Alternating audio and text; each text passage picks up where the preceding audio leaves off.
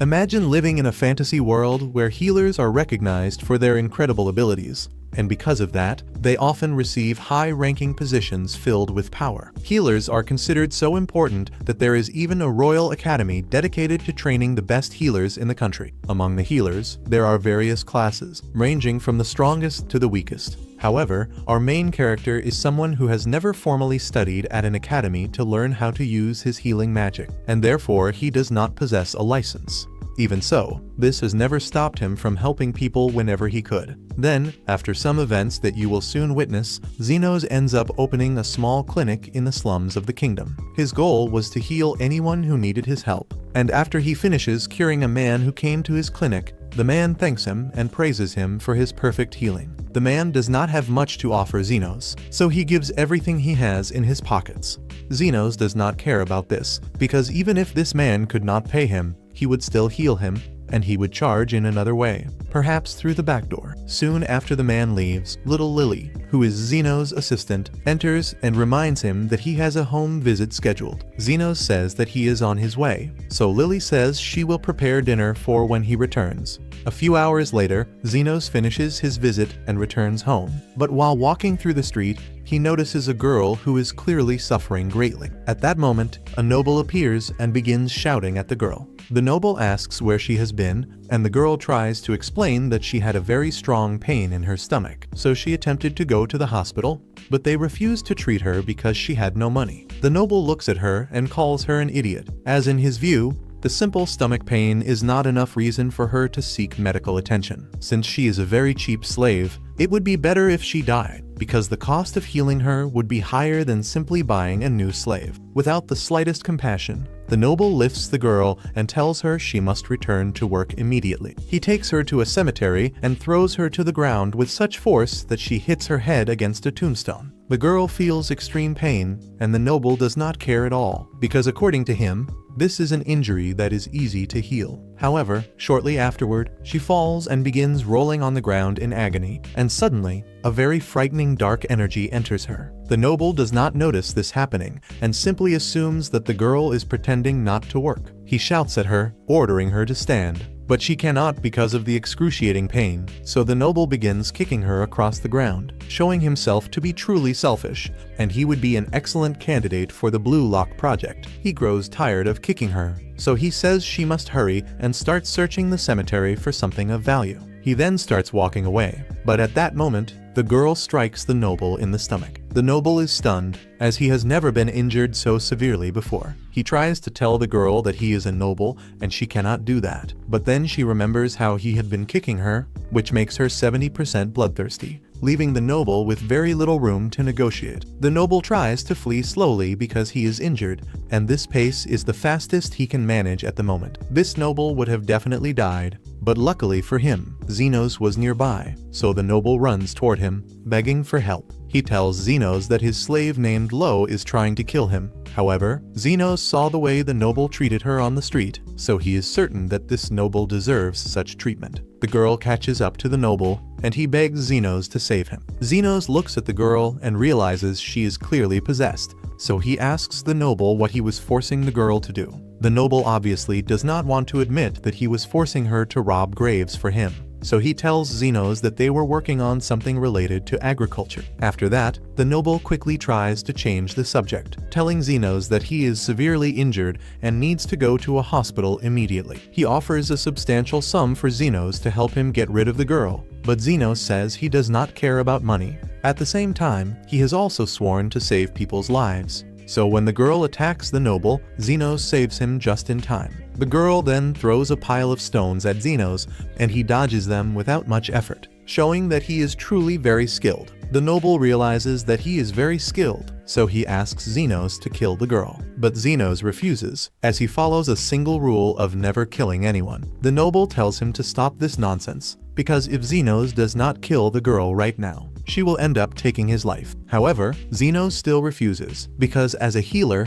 the purpose of his life is to save as many people as possible, and immediately after saying this, he punches a stone that the girl threw at him. Xenos observes the girl's movements, and she is moving very quickly, actually moving faster than a demi-human should be able to move, so he knows that something is wrong. He does not want to hurt the girl, but unfortunately, he needs to defend himself. So when the girl tries to cut him, Xenos activates a shield and at the same time raises it toward the girl. And as soon as she tries to attack him, she ends up being thrown backward toward a nearby building. By coincidence, this also causes a piece of the building to fall right next to the noble. If he had been very fast, he could have saved the noble, but he simply chose not to do so. And now that everything has calmed down, Xenos walks to the girl's body and realizes that her leg is broken from the fall. She is still acting very wildly, so Xenos lets her bite his arm. All this so that he can keep her in the same place. And since he had already realized a long time ago that she was possessed, he puts his hand on her head and begins to heal her so that the spirit leaves her body. His healing is very successful. However, he is still a little curious about what she was doing that allowed an evil spirit to possess her body. Anyway, he still needs to take care of the ghosts, so he uses his powers for that. Then he turns back to the girl, and now that she has returned to normal, he heals her broken leg so she can walk again. And while the noble withdraws from the debris, he sees Xenos healing her. He is surprised by the fact that Xenos is powerful enough to heal instantly, and unfortunately for the noble, he is still very injured, so he begs Xenos to save him. But Xenos says that in reality, he has just finished his shift, so the noble will have to wait until the next day to be healed. The noble knows he will die from his bleeding in a few hours, so he begs Xenos to heal him immediately. Xenos eventually agrees, but says that the noble will have to pay a very high price. The noble does not care about the price since his life is at stake, so he gives Xenos all the money. He has an amount well above the market price for a healing, so he is sure that Xenos will be satisfied. But to his surprise, Xenos says that this is not enough. Normally, he does not care about the amount of payment, but due to the chaos this noble caused, Xenos ended up activating his evil capitalist mode. In response, the noble threatens to report Xenos for extortion, but this does not bother him since he does not even have a license to heal people. Technically, he is an illegal healer, but it is useless for this noble to try to report him, since he was forcing his servant to rob graves. To resolve this matter, Xenos says he is willing to make a deal. He tells the noble that in addition to payment in gold, he wants to take the girl as a slave. The noble never cared about this girl, so he agrees to Xenos' terms. As long as his life is saved, he agrees, saying that once he is healed, he will hand this slave over to him.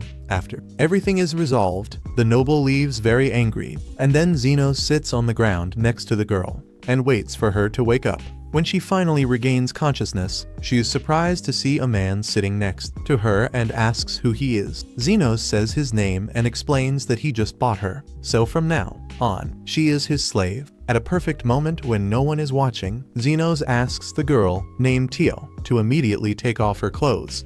Tio becomes nervous and asks if he is serious, and he says that he is indeed serious. He reveals that he paid a very high price for her, so he needs to make sure his property is in good condition. Tio ends up doing everything he says, since she cannot disobey her master. When she takes off her clothes, Xenos takes a good look at her body and immediately notices something very wrong. He had already noticed that she was feeling pain, and now he perfectly understands the reason. She has a gallstone blocking her, and I do not understand anything about this, but it must be very serious. However, for him, this is easy to solve. So Xenos reaches the region of her stomach and uses his healing magic to perform a quick operation. In an instant, the gallstone is removed, and Tio no longer feels any pain, so she asks what he did. Xenos then explains directly, saying that he quickly opened her stomach, removed the gallstone, and closed her stomach again, all in a fraction of a second, and still managed to do it without leaving any scars. This is a completely normal procedure for him. Xenos does not believe he did anything special, but Tio knows that surely no other healer in the kingdom could do something like that. She then thanks him for healing her, but Xenos tells the girl that a simple thank you is not enough. He invested time and money in her, so he will need Tio to use her body to repay him. Initially, Tio believes that Xenos desires her body, but in reality, he only wants her to work hard, giving her instructions to find a specific plant that he is looking for. Tio finds this request a little strange, but when Xenos said he wanted to use her body, he meant for her to use her nose. She then leads him to a bush with the leaves he was looking for, and asks if that is really all he wants from her. Because as a good slave and a very obedient girl, she is willing to do everything he wants. But Zenos says that this is already enough, because he always demands a fair price for the services he provides. And the fact that she helped him find those leaves was all he needed from her. In other words, all of the girl's debts have been settled, and now she is free to do whatever she wants with her life. With that said, Zenos tears up Tio's slavery contract, and the girl feels a little lost, not knowing what to do, since she does not even know what life is like for someone who is not a slave. At the same time, she is willing to try all kinds of new things, all thanks to helping Zenos. She asks if she can continue by his side, and Zenos replies that if one day she gets hurt, he will heal her with pleasure. But obviously, he will not do it for free. And while Zenos was out working, Lily began preparing dinner. The food smelled very good, so much that even Carmilla, a ghost who lives in the house, came down to see what was being cooked. Lily noticed her presence, and Carmilla said she was excited to try the food. But she would wait in her room, because Lily said it would take a little longer for the food to be ready. At that moment, a girl named Zopia enters, looking for Zenos, but Lily informs her that he is out on a house visit, so he is not there at the moment. Zopia had expected to have Zenos just for herself, which is why she arrived earlier today, but since he is not there, she decides to wait until he returns. And Zopia was not the only one wanting to see Zenos today. A while later, Linga also appears looking for him. Lily informs her that Zenos is not there, so Linga says she will wait, but ends up surprised to see that Zopia is already there. In her mind, Linga reveals that her goal was literally to lick Zenos from head to toe while he cared for her body. But now her entire plan has gone down the drain. A few moments later, an orca girl named Loie suddenly enters through the door, so Lily goes to her and says that she can indeed join them inside, but only after fixing the door that she herself broke. It turns out that Loie also has a crush on Zenos, but today she actually came because she smelled the food Lily made from kilometers away, and she is dying to try it. In the end, Lily finishes cooking and goes to take care of other tasks, leaving everyone in the kitchen. This was the biggest mistake she made that day, because as soon as Lily leaves, the girls cannot resist the wonderful smell of the food she made. So they all go to try a little. They decide not to eat everything at once. Initially, their plan was just to taste it and not finish it all. But in the end, they leave the pot empty, and only after eating everything do they start realizing how big a mistake they made, because Lily will certainly be furious when she returns. And as expected, when Lily returns and sees everything that happened, she smiles at the girls and does not let it go. She asks what happened, and each of the girls begins blaming the others. Later that night, when Zenos finally returns home, Lily appears in front of him and apologizes that dinner is not ready as she had promised. She explains that there was a problem with the food, and to fix it, she sent the girls out to get the ingredients, so she could make a new dinner. When the girls returned, they ended up coming back with far too many supplies, and with that amount of ingredients, Lily decided to make a real feast. But before that, since she knew that Zenos must have worked hard all day, she said she would prepare a very special cup of tea for him to relax a little. And it was at that moment that Zenos thought a bit about his life. In the past, he was part of a very high-level group of adventurers, but one day, Astan, the leader of that group, decided to expel Zenos, giving him only a single gold coin as a farewell. At the time, Astan said without even disguising it that Zenos was just a dead weight in the group, who only caused trouble, and that their group would be much better without him. But the truth is that Zenos was the only link that kept the entire group together. However, his foolish companions never realized this. Astan revealed in front of Zenos that he had only recruited him to use him as a human shield, since no one would care if he was killed in battle. But now that his group had become strong, he no longer needed Zenos for anything. At the time, Zenos tried to tell Astan that the only reason they were strong was because he was there to heal everyone infinitely. But to Astan, Zenos' healing abilities were worthless, and any other healer could have done a better job than him. At that same time, when Zenos was being expelled from his group, in an alley, two slave traffickers were trying to capture Lily. Their goal was to tie her up and then sell her, and they were doing everything very carefully so as not to hurt Lily, since elves are very rare and they could get more money if she was in good condition. Poor Lily was pinned to the ground, but she refused to fall without a fight, so she delivered a strong kick to the man's groin. While he writhed in pain, she took the opportunity to run away. She would probably have escaped them. But unfortunately, one of the men had a bow and shot an arrow straight into her ankle. Lily fell to the ground, unable to run anymore, and the man reached her again. He tried to grab her, but Lily bit his hand, determined not to give up her life. Her bite was so strong that the man had to stab her to free himself. At that moment, Zenos was passing by that alley and found Lily lying on the ground, bleeding and close to death. He asked the two men if they had done that to her, and the two men told him to go to hell, saying that having slaves in this country is completely legal, and that they were Lily's owners, so they could do whatever they wanted with her. Zenos knew that legally, he could do nothing to help Lily. At that moment, he had an idea. He asked the men if he could buy the girl who was about to die, offering his gold coin that he had received from Astan. Normally, the men would not have accepted, since elf slaves are worth much more than a single gold coin. However, since Lily was injured and about to die on the ground, they decided to take the money and leave. After they left, calling Zenos an idiot, Zenos quickly checked if Lily was still alive. The little girl had already accepted her fate and asked Zenos to leave her there, but he responded, saying she would not die. At that moment, Lily realized that she was no longer feeling pain. She looked at her wound and noticed that it had disappeared. It turned out that Zenos had completely healed her body. She was very happy to have been saved and apologized for the gold coin he spent to buy her. But Zenos said he did not want to keep that money anyway, because that coin only reminded him of his old group. He asked little Lily if she had a home to go to, but since she was a slave, she had no money and no roof to live under. She was also very hungry, so Zenos offered to buy food and clothes for her, taking her to a nearby diner.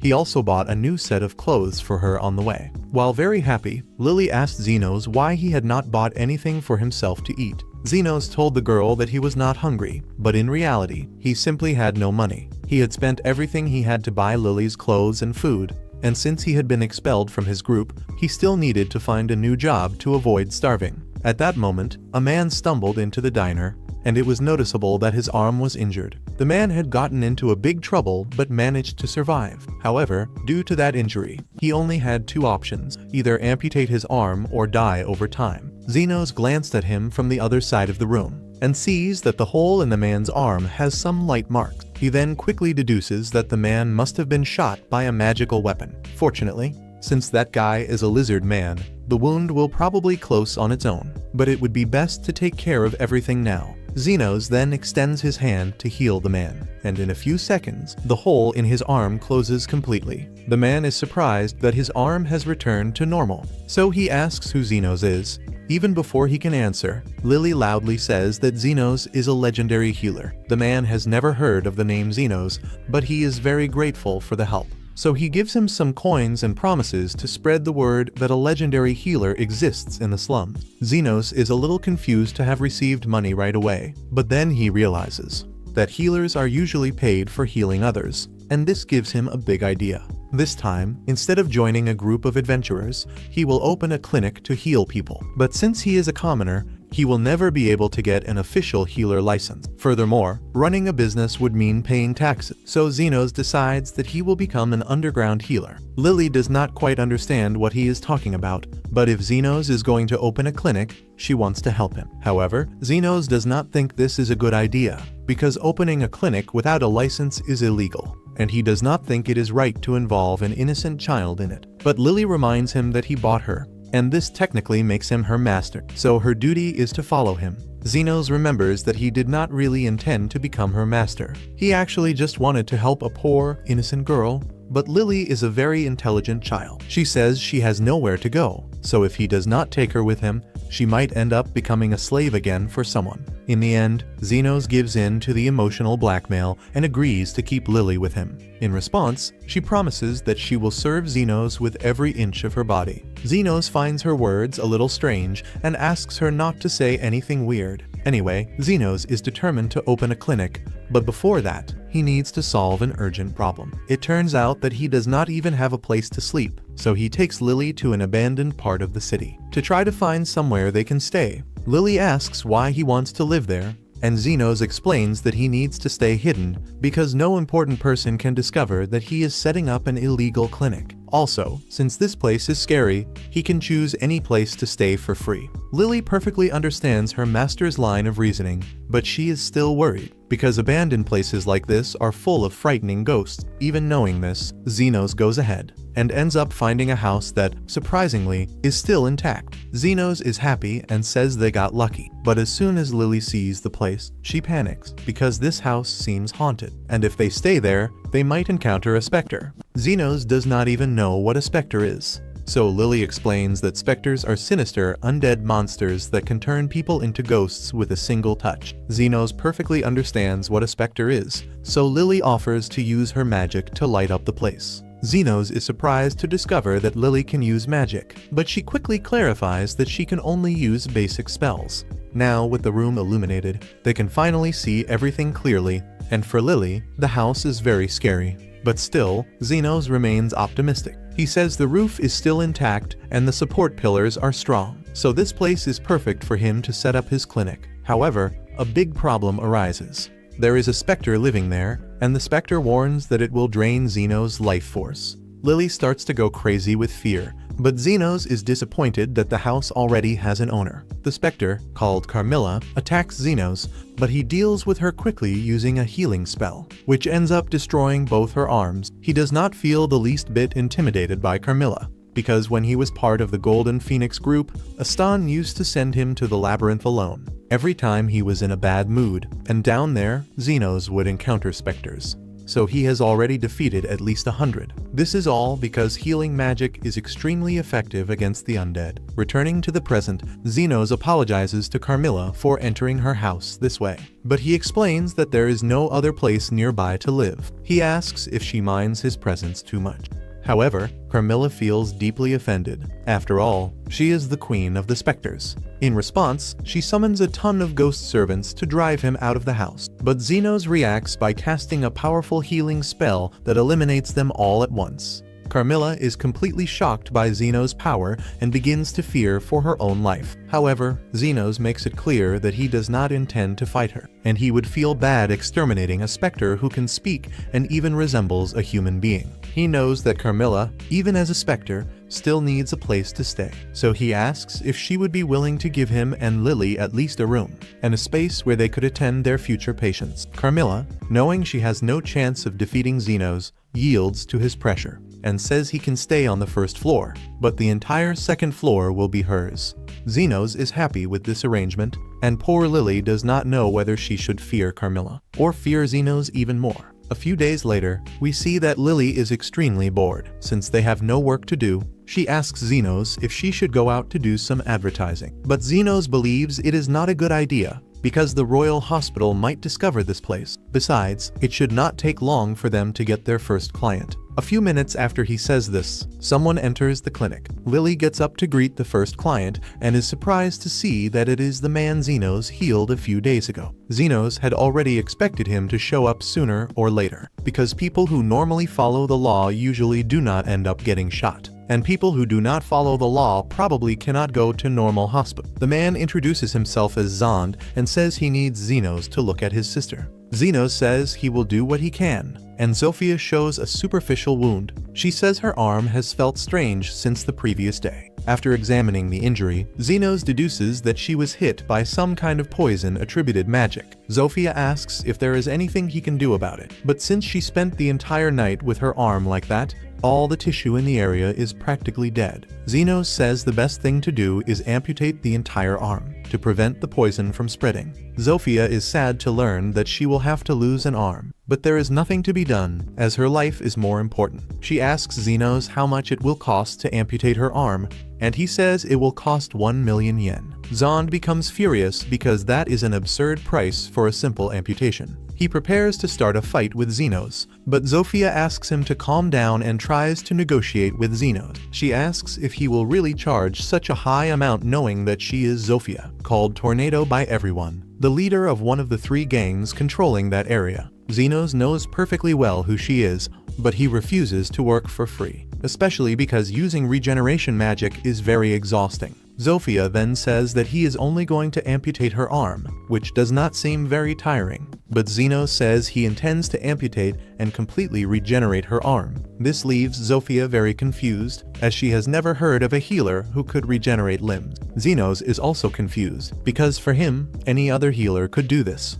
He did not train to be an official healer, so he does not know exactly what is considered normal. But at this moment, that does not matter to him. He asks Zofia if she wants to proceed, and she agrees to pay the very high amount. Zenos places her on a table and prepares to amputate her arm. He creates a magical scalpel, and Zofia is a little worried because she has never seen anything like it before. Zenos explains that the blade he created is made of condensed magic and that he can conjure several at will. The blade is super sharp and completely three-dimensional, making it perfect for performing surgeries. But everything he is saying is special for him, because not every healer can do this. Zenos then begins the operation, using a constant flow of healing magic to anesthetize the area. He then cuts the infected arm and prepares to regenerate a new one. He increases the power of the healing magic and begins reforming Zofia's arm layer by layer, until it looks completely new.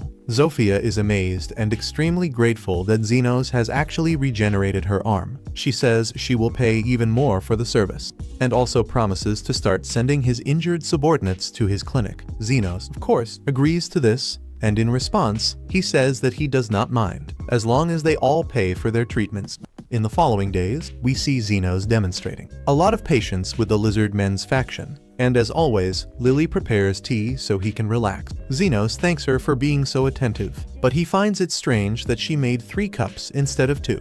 Lily says she made a little tea for Carmilla to drink as well, but Zenos is not sure if she will want to join them downstairs. However, apparently, Carmilla really likes tea. While they are taking a break, Lily asks Zenos if he knows why the lizard men keep getting injured so much. Based on the people he has treated so far, Zenos believes there is a territorial war between different factions. Speaking of factions, it seems that someone from one of them has just broken down the door. Quickly, a group of werewolves invades the clinic, and their leader, Linga, declares that she will kill Zenos. It turns out she has been fighting the lizard men for days, but no matter how many enemies she manages to wound, they always come back stronger, so she decided to eliminate their healer. Poor Zenos does not even work for the lizard men's faction. He tries to explain this, while saying that he wants to avoid any violence in his shop, but Linga has already ordered her men to kill Zenos. In response, he uses his defensive magic, and nothing they try manages to move him, much less cause any damage. Linga realizes she cannot defeat Zenos, so instead, she decides to destroy his clinic to get rid of him. But this is the worst idea she could have had, because this is also Carmilla's house, and the Queen of the Spectres will not tolerate anyone destroying it. As soon as Linga and the other werewolves see Carmilla, they are terrified, because a specter is a deadly monster that they could never defeat. Carmilla intends to drain the life force of everyone, but Zenos asks her to calm down because he does not want anyone to die in his clinic. For him, as long as Linga and her men are willing to repair the damage they caused, he will forgive them. Sometime later, we see that things are going very well for Zenos after he put Linga and the werewolves under control. But one day, an orc arrives and says that her boss wants to meet him. Zenos expected this to happen sooner or later, because he has already had to deal with the 2 gang leaders in the slums. Alo is the leader of the orcs and ogres, and since she made a fortune mining magical stones with her brute strength, she is very well known in the slum. The good side of this is that after he deals with her, Zenos will no longer need to worry about anyone meddling with his shop, so he decides to take care of it quickly. Before leaving, he asks the orc if Alo is the type of person he can talk to. In response, the orc tells Zenos that she is the wisest and most dignified person he will ever meet. Zenos is happy to hear this, but he is curious why an orc did not bring Alo with him. The orc explains that she cannot move at the moment, and Zenos realizes that she will probably be another patient he will need to take care of. So he runs, and the orc takes him to a cave and introduces Zenos to Alo. She is happy to finally meet him. But before he does anything, Zenos asks how she found out about him. She explains that the lizard men and the werewolves have been talking and gushing about the super secret healer, and while everyone comments about him, they avoid sharing personal information. The fact that everyone gossips about him somewhat defeats his goal of being a clandestine healer. Zenos plans to deal with that later. Alo says that according to what she has heard, Zenos can heal any injury, as long as a fair price is paid, and she wants to see if he is really good. Zenos walks up to her and raises his hand. Alo asks what he is doing. Zenos explains that he cannot see any external injury on her body, so he is examining to see if there is anything wrong inside. Alo was surprised to hear this, since most healers cannot do that. But for Xenos, this should be standard practice. After all, how can you treat a patient if you do not know what kind of internal injuries they have? Anyway, when Xenos finishes his examination, he identifies a lump in Alo's abdomen. Since the lump is emanating mana, he concludes that she swallowed a mana stone. Alo confirms that he is correct, and that this particular mana stone is enchanted with explosion magic. So if she moves from that spot, she could explode. Xenos asks if someone tried to assassinate her by putting it in her food. But Alo says it was nothing like that. She was just very hungry and mistook the stone for a rice cake, so she ended up eating it. She says anyone could have made the same mistake, which is a lie. He would never eat a magical stone thinking it was a rice cake. In response, Xenos says there is no reason for her to worry, because sooner or later, that mana stone will come out of her backside. He prepares to leave, but Alo says it is not that simple. When she ate the stone, she chewed part of it, so there isn't much time before it detonates. She has accepted that she will die because of her mistake, but her current concern is that her best men refuse to leave her side. Xenos asks what she expects him to do, and she explains that she just wanted him to come there, so she could donate all her wealth to him. When she explodes, it will mean the end of the empire she built, so she prefers to give all the money to someone who will make good use of it rather than let it fall into the wrong hands. While researching Xenos, she discovered that although he charges high prices for healing, he has a rule to treat children for free, so he must be a good person. She throws him a key and explains that he can use it to access her treasure vault when she is dead. In response, Xenos makes it clear that she will not die, because the fact that she hasn't exploded means she ate the mana stone very recently. So Xenos summons his scalpel and goes to her, and without saying a word, he begins cutting Aloa's stomach. At first, her men try to stop him, but then Xenos grabs the explosive mana stone. In just a few seconds, he manages to open Aloa's stomach, retrieve the stone, and heal the incision, so she no longer has to worry about the future of all her money because she will not die. However, the mana stone is still highly volatile, so for everyone's safety, Xenos holds it in his hands and squeezes it until it explodes. This explosion would have been enough to destroy an entire neighborhood, but Xenos protected his hands with his defensive magic, so he is perfectly fine. Although his hand still hurts a lot, he then returns the key to Alo and says she no longer needs to worry about donating her entire fortune. She is still having difficulty believing that Xenos actually chose to save her, instead of just taking all her money. But he says he only needs a fair price for his healing, and that her entire fortune would have been far too much. After being treated, Alo really comes to like Xenos. She tells him that if he ever needs help, all he has to do is ask, and she will do everything in her power to assist him. She even offers her men to provide security for his clinic. But Xenos prefers to keep his distance, because having Aloa's men around would certainly only cause more problems. A few days pass, and Lily is upset at the reception, because Zofia, Linga, and Aloa have been visiting the clinic very frequently. Xenos thinks about this. He has really seen them a lot recently, and they never seem injured, so he starts to wonder why they bother coming. He assumes they are just bored, but Carmilla tells him that these women are clearly in love with him. Xenos doesn't understand why they would like him, since he is just an ordinary healer. But Carmilla says he is anything but ordinary, and as a very experienced woman, she knows what she is talking about. Lily reveals that she is a little worried that one of them might end up dating him, but Xenos says he would never date any of them, because to him, they are just a bunch of weirdos. Still, Carmilla thinks it is only a matter of time before the three of them go to war with each other to decide who will have Xenos, but Xenos believes this will never happen. However, the next day, Zofia arrives with a basket of fruit for Xenos, and says she is thinking about starting a war against the other factions for an unspecified reason. Linga and Louis do exactly the same thing, and no matter how much Xenos protests, they refuse to listen to him. Carmilla finds all of this very amusing and jokes that many people will die because of Xenos' flirtatious nature. But he doesn't like the way she is talking,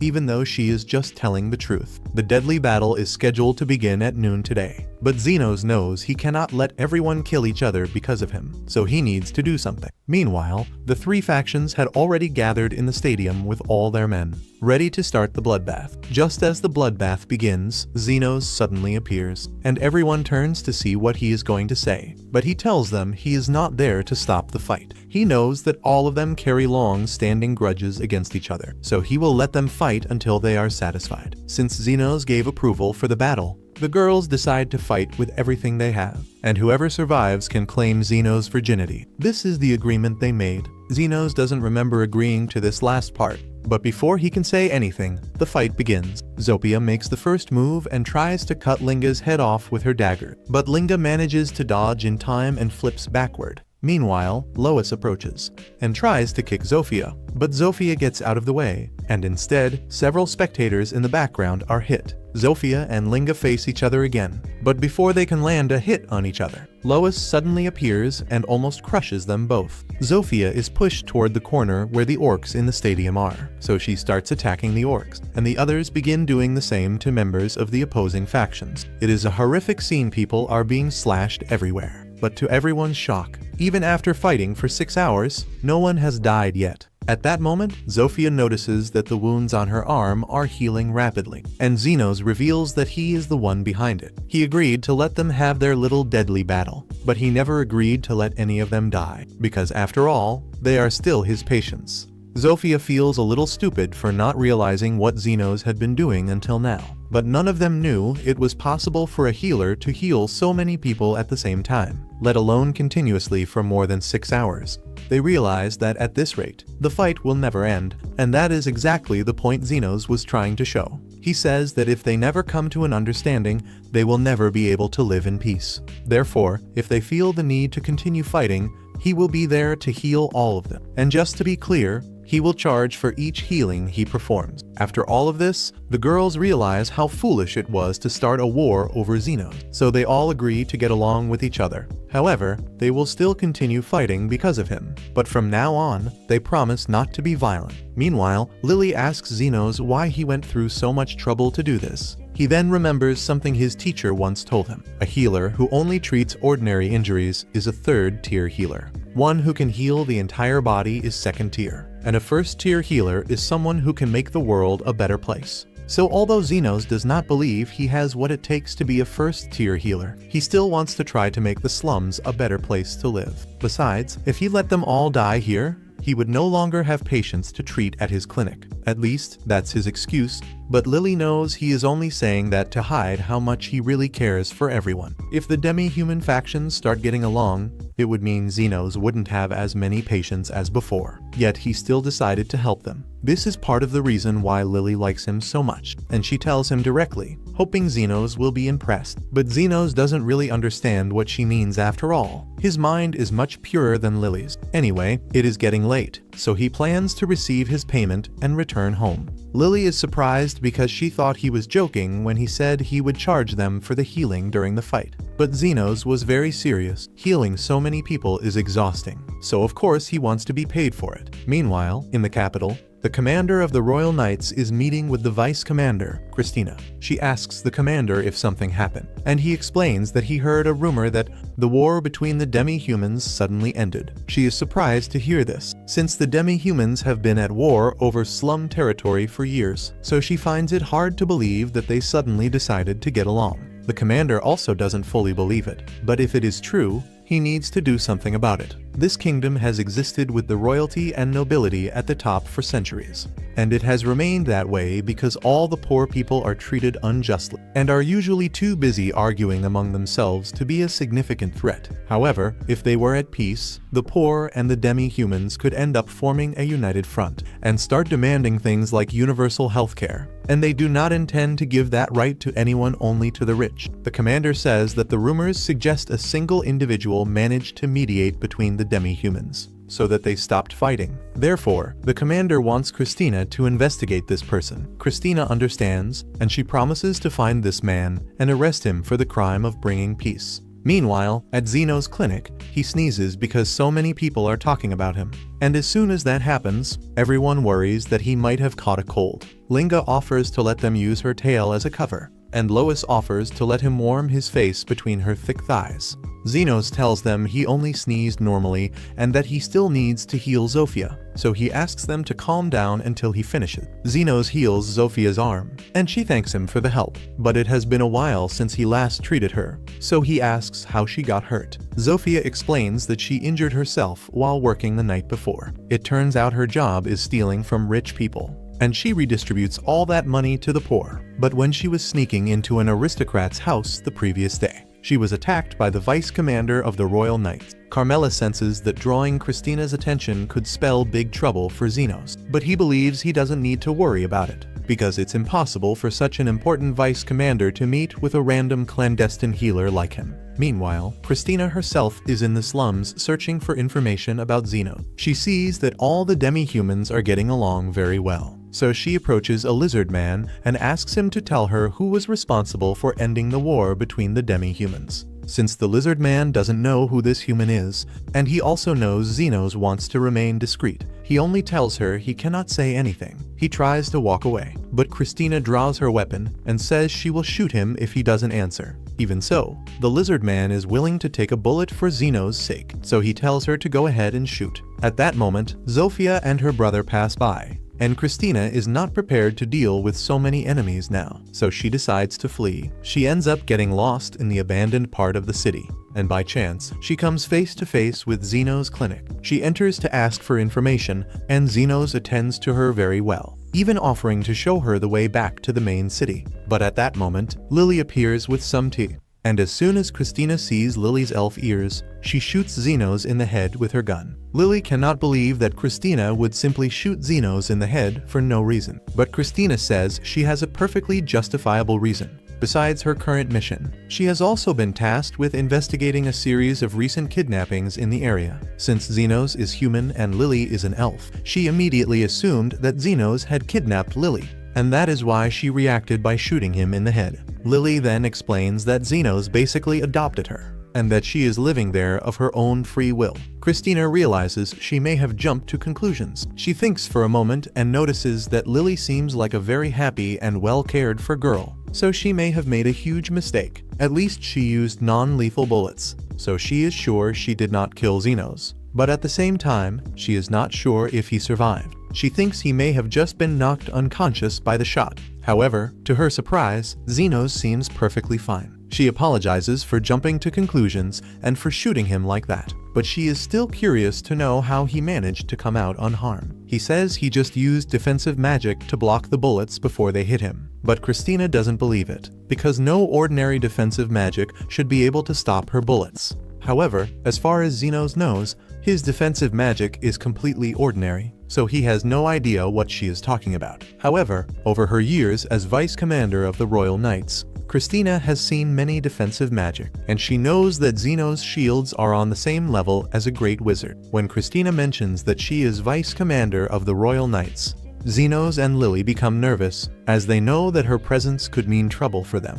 And apparently, Christina has something for which she wants to ask Zenos for help. To avoid another confrontation, Zenos agrees to talk to her, but he also sends a warning to all his clients so that none of them show up while Christina is around. They all sit down, and Christina tells Zenos that she is currently on a secret mission in the area, and she would like his help. Zenos responds by saying he doesn't want to get involved, but Christina insists, saying that it is every citizen's duty to cooperate with the orders of the knights. Since Christina is a hot-tempered girl, Zenos is afraid that she might shoot him again, so he decides to play along with her. She informs him that her mission is to find a particular man and arrest him immediately. She doesn't have a name or a description, but this man was the mediator and the person who ended the war between the different factions. Zenos spits out the tea he was drinking when he realizes that the person Christina is trying to arrest is himself, but he tries to remain calm and asks why she is hunting this mediator. Christina explains that the knights simply cannot ignore someone with the power to bring peace among the factions. But when she tried to interrogate one of the local residents violently, he refused to say anything even under her threats. In Christina's mind, if the people in the slums are unwilling to hand over the mediator, that can only mean he is an evil genius who needs to be stopped.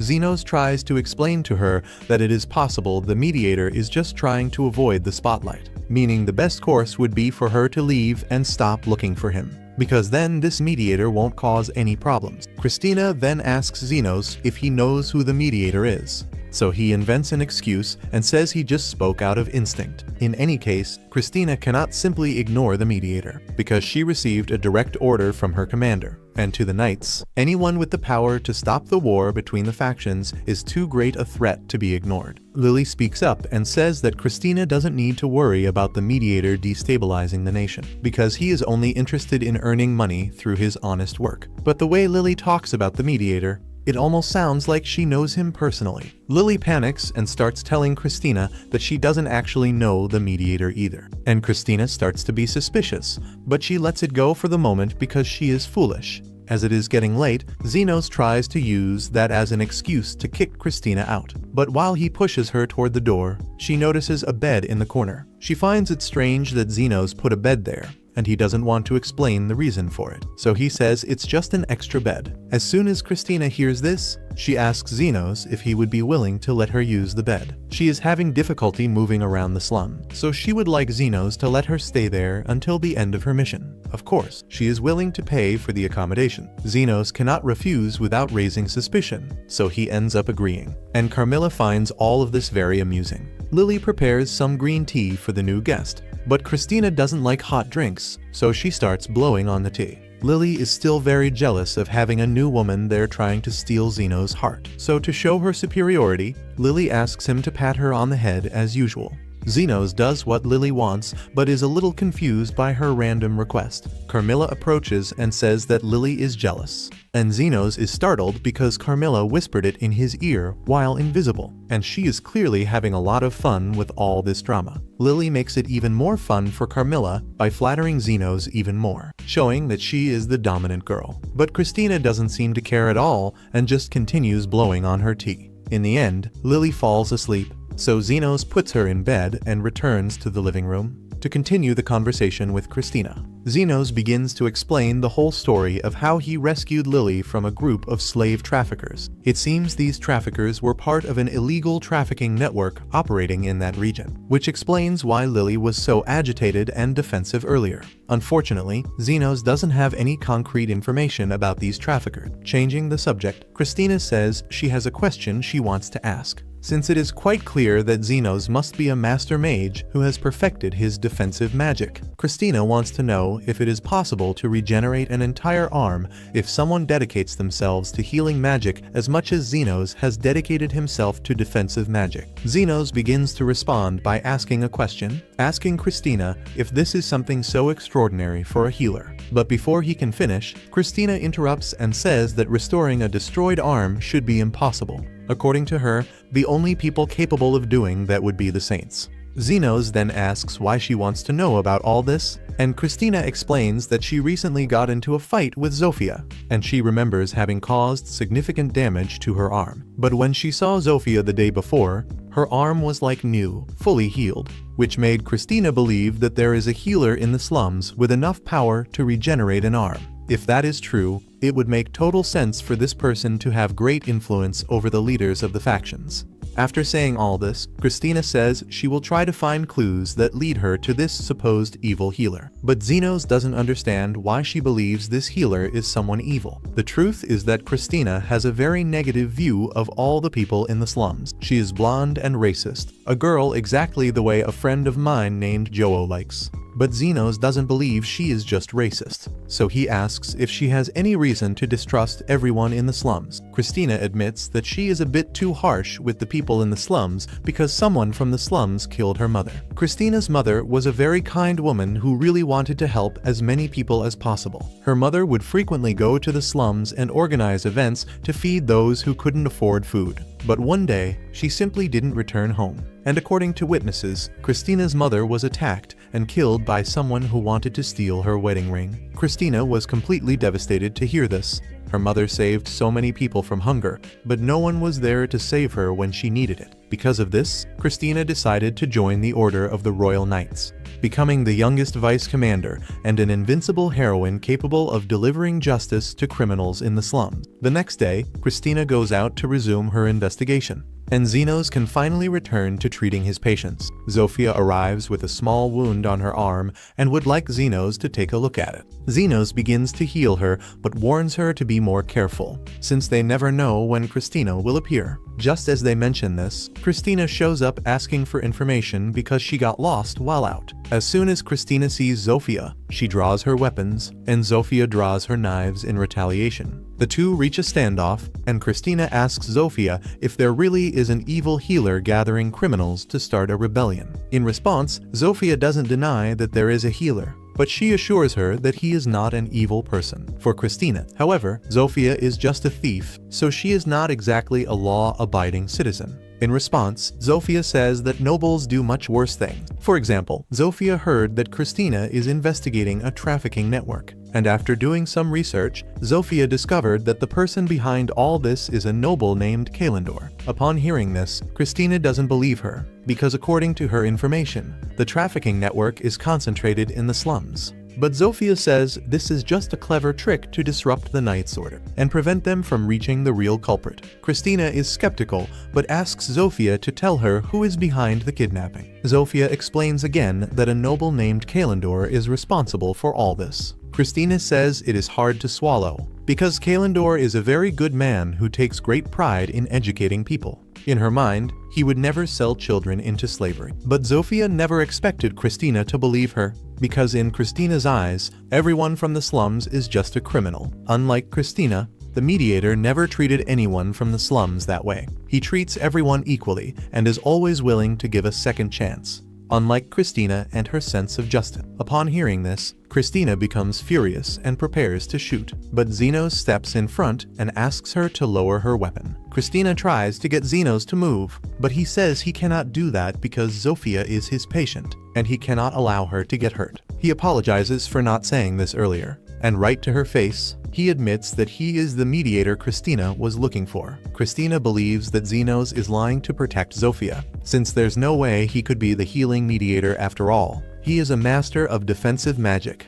In response, Zenos says he doesn't consider himself exactly a master, but he is sure that he is skilled in both his healing magic and defensive magic, since both exist only to enhance the natural functions of the body. None of this makes sense to Christina, so she still doesn't believe he is the healer. But since it's clear that he is on Zofia's side and not hers, she decides to leave without causing trouble, out of respect for the hospitality he showed the previous day. As she leaves, Lily notices Christina walking toward the district where all the nobles live, and Zenos suddenly realizes where she must be going. Christina took seriously what Zofia said about the noble Kalendor, and she went to his mansion to have a conversation. Obviously, she cannot arrive at Zenos thinking he is responsible for a child trafficking network, so she invents an excuse for her visit. She says she heard about a recent increase in thefts in the area, and Kalendor admits that he's had some trouble with the Dropped Men gang lately. Christina says she is planning to increase security patrols in the area. But before that, she wants to take a look at Kalendor's mansion to understand how his personal security works. Kalendor understands and offers to show her the entire mansion. Christina is then guided throughout the mansion, and after the tour, Kalendor asks what she thought of his security. She praises the mansion's security, but notices something strange during her visit. She asks if she can use the bathroom before leaving, and Kalendor doesn't see any problem with that. Christina leaves his office. Kalendor is a high-ranking aristocrat, so it's not strange that he has a high level of security. But what is strange is that he is making an extra effort to protect the back part of the mansion. For some reason, he placed many patrol guards there. She realizes that Kalendor is hiding a secret, so she looks over the wall and finds a well that leads to the basement. She goes down the well and discovers that Zofia was right. Kalendor is indeed the person behind all the kidnappings, but before Christina could do anything to help the children, Kalendor appears behind her and uses the weapons she left upstairs to blow off her arm. He finds it funny that he managed to get rid of a knight so easily, and even says to her face that she made a mistake trying to snoop around his house. Now all he needs to do is finish her off to continue his child trafficking operation. But before he can do anything, Zofia and Xenos appear. Xenos had been worried about the possibility of Christina getting hurt when he realized where she was going, so he asked Zofia to show him the way there. Kalendor refuses to leave any witnesses alive, so he sets Christina's weapon to lethal mode and shoots at Xenos. But to his total surprise, Xenos is still unharmed after being hit. Kalendor panics and tries to flee, accidentally dropping his weapon. Xenos seizes the moment and grabs it. Kalendor begins to beg for mercy. Luckily for him, Xenos has a rule of not killing people, but he has no rule against causing pain and suffering. So he sets the weapon to non-lethal mode and shoots directly at Kalendor's head. After that, he goes to check on Christina, but she says it's too late for her. Her arm is gone, and part of her stomach is missing, so she has already accepted her fate. However, Xenos says she will be fine, but he warns that he will charge a lot for it, so she can expect a huge bill. In just a few minutes, Christina is completely healed. She is amazed that Xenos managed to heal such severe wounds so quickly. She realizes he must have been serious when he said he was the mediator, but now she has no interest in arresting him, as she believes he is a true hero. Xenos, however, does not consider himself a hero in this story. He sees himself only as a healer who made sure no one died, and to him, the hero here was Christina, because she was the first to act for the sake of these children. To him, she may sometimes seem misguided, but deep down, she is a kind person who genuinely wants to make the world a better place. Zofia calls her dropped men, and they help remove all the children from this dark place. And as the royal knights were about to arrive there, Xenos decided to leave. However, before he could go, Christina catches up to him and asks why he decided to save her, even though she was his enemy. Xenos turns to her and says that he just wanted to make sure she knew she still owes him, since she still owes money for spending a night at his clinic, and he expects full payment from her, including the cost of the healing. With that said, he bids her farewell. After resolving this major problem, he no longer has to worry about Christina, and finally, his life returns to normal alongside Lily. But Xenos' life was not always so peaceful. When he was a child, he was an orphan with no money, living in the slums, with nothing in his favor, so he spent all his time sitting in an alley. One day, Xenos was walking through the slums, trying to decide which child he wanted to kidnap. But he was very sad wandering through the slums because no child seemed like a good human shield. It was at that moment that Astan spotted Xenos and decided to take him. He approached Xenos and began talking to him. At the time, Astan said that the boy was a poor, doomed kid, unemployed and starving. So if he wanted to improve his life, he should come along on an adventure. In fact, he said all this politely, appearing to be a very good person, just so Xenos would believe him. Xenos hesitated a little to accept the proposal, because those who live in the slums usually don't even have a chance to become adventurers. But Astan said that if he had the skill for it, he could do anything. So he asked Xenos if he could do anything, and Xenos replied that he knew a little magic. However, Astan didn't believe this at all, because to learn any kind of magic, one has to be a noble and practice for many years at the Royal Academy. So in his mind, there's no way an orphan could have learned it on his own. But in the end, it didn't matter whether Xenos knew magic or not. Astan only wanted to use him as a distraction if something went wrong. At the time, Xenos agreed to accompany him, and so he was taken to the forest. There, the two faced a wolf-type monster, while Astan was fighting the creature. He ended up getting slightly injured. Quickly, Xenos used his magic to provide support. Then Astan attacked the creature again, and at that exact moment, Xenos used his healing magic to measure his speed. Thanks to Xenos' assistance, Astan managed to cut off the wolf's head with a single blow. But the foolish Astan didn't realize that he had been healed in the middle of the fight. He didn't even notice that he had suddenly become faster. So after his victory, his ego inflated even more. And to Astan, he was just a very strong guy, while Xenos was a useless guy who just stood there doing nothing. After a few years dealing with things like this, Astan eventually kicked Xenos out of the group. Since then, Xenos' group hasn't been performing very well on their missions. After Astan expelled Xenos, he and the rest of his group went to a cave to carry out a very important mission. Their goal was to complete it quickly to gain favors with powerful nobles in the kingdom. A boy in the group named Yuma says that the sooner they finish the job, the sooner they can return to the inn and continue drinking. Andres is excited because the women always fawn over them when they find out. They are members of the Golden Phoenix, a group famous for completing missions and killing magical beasts without suffering any injuries. They quickly encounter the monsters they came came to kill, and Astan unsheathes his sword and prepares to attack. He orders Guile to cast a defensive spell on him while he advances, and Guile does exactly that. But even with Galli's magic, while Astan fights the foxes, he feels his arm burning. Meanwhile, Yuma is being attacked by one of the wolves in the back, so he won't be much help right now. Astan shouts for Andres to hurry up and cast some offensive magic, but it takes him a long time to cast the spell, and he ends up getting hit by a fireball in the middle of the incantation. Astan is shocked, wondering if his team has always been this useless. But it's clear that they won't win this fight, so he orders everyone to retreat immediately. Once outside, Astan asks his teammates why they are struggling against monsters that at best are rank B. Andres responds that Astan didn't do much against the foxes either. Guile asks if it's possible that Xenos was telling the truth when he said he was healing the entire group, but Astan didn't think that was possible. According to him, a low-class peasant like Xenos could never know how to use healing magic. Still, for safety, Astan thought it might be a good idea to hire a healer for the group. A few days later, they returned to the cave, now with a healer in the group. The first one was Min, and she immediately warned Astan that she wasn't very good at healing in the middle of a battlefield. Normally, she only performed healing in the capital, but since she already had an adventurer license, she agreed to come with them. Still, Min wondered why the Golden Phoenix needed a healer,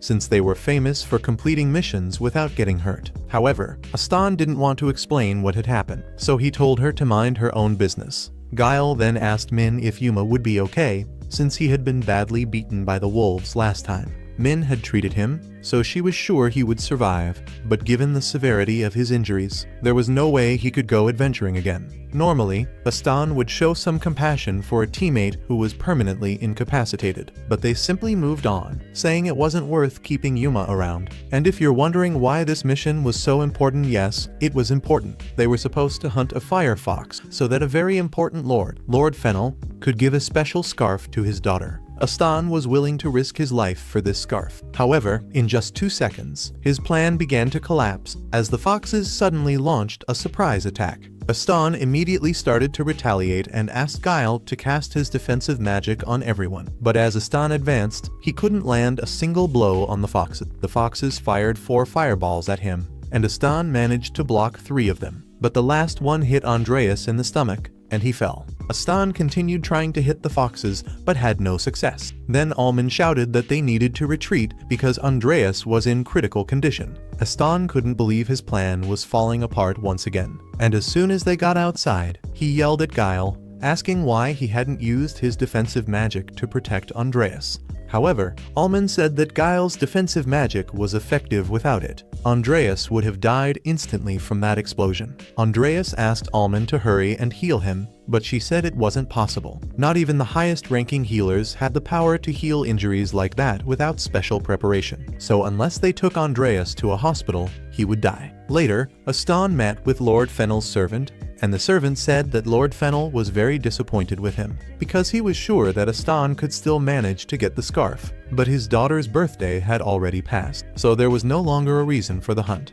Now Lord Fennel was very disappointed, not only because the Golden Phoenix group failed to complete the missions, but because Astan kept insisting he could handle it. Astan could have told Lord Fennel that the mission was impossible, and Lord Fennel would have accepted it and provided another gift for his daughter. Now, Lord Fennel no longer trusted the Golden Phoenix group. For a second, Astan tried to pin all the blame for this mess on Xenos, but then he remembered that he never officially registered Xenos as a group member. Therefore, Xenos was never part of his group and couldn't be blamed for anything. Astan was forced to lower his head and apologize for all the problems he caused. However, he hated bowing to a servant like that. Astan promised he would make amends, but Lord Fennel's servant asked how he planned to do that, when half of his team was practically dead. In response, Astan said he intended to recruit new members to make up for their losses, and next time Lord Fennel gave them a mission, he would make sure it was completed. With that, Lord Fennel's servant left, but Guile asked Astan if it was really a good idea to make such promises, since they didn't know where to find qualified recruits,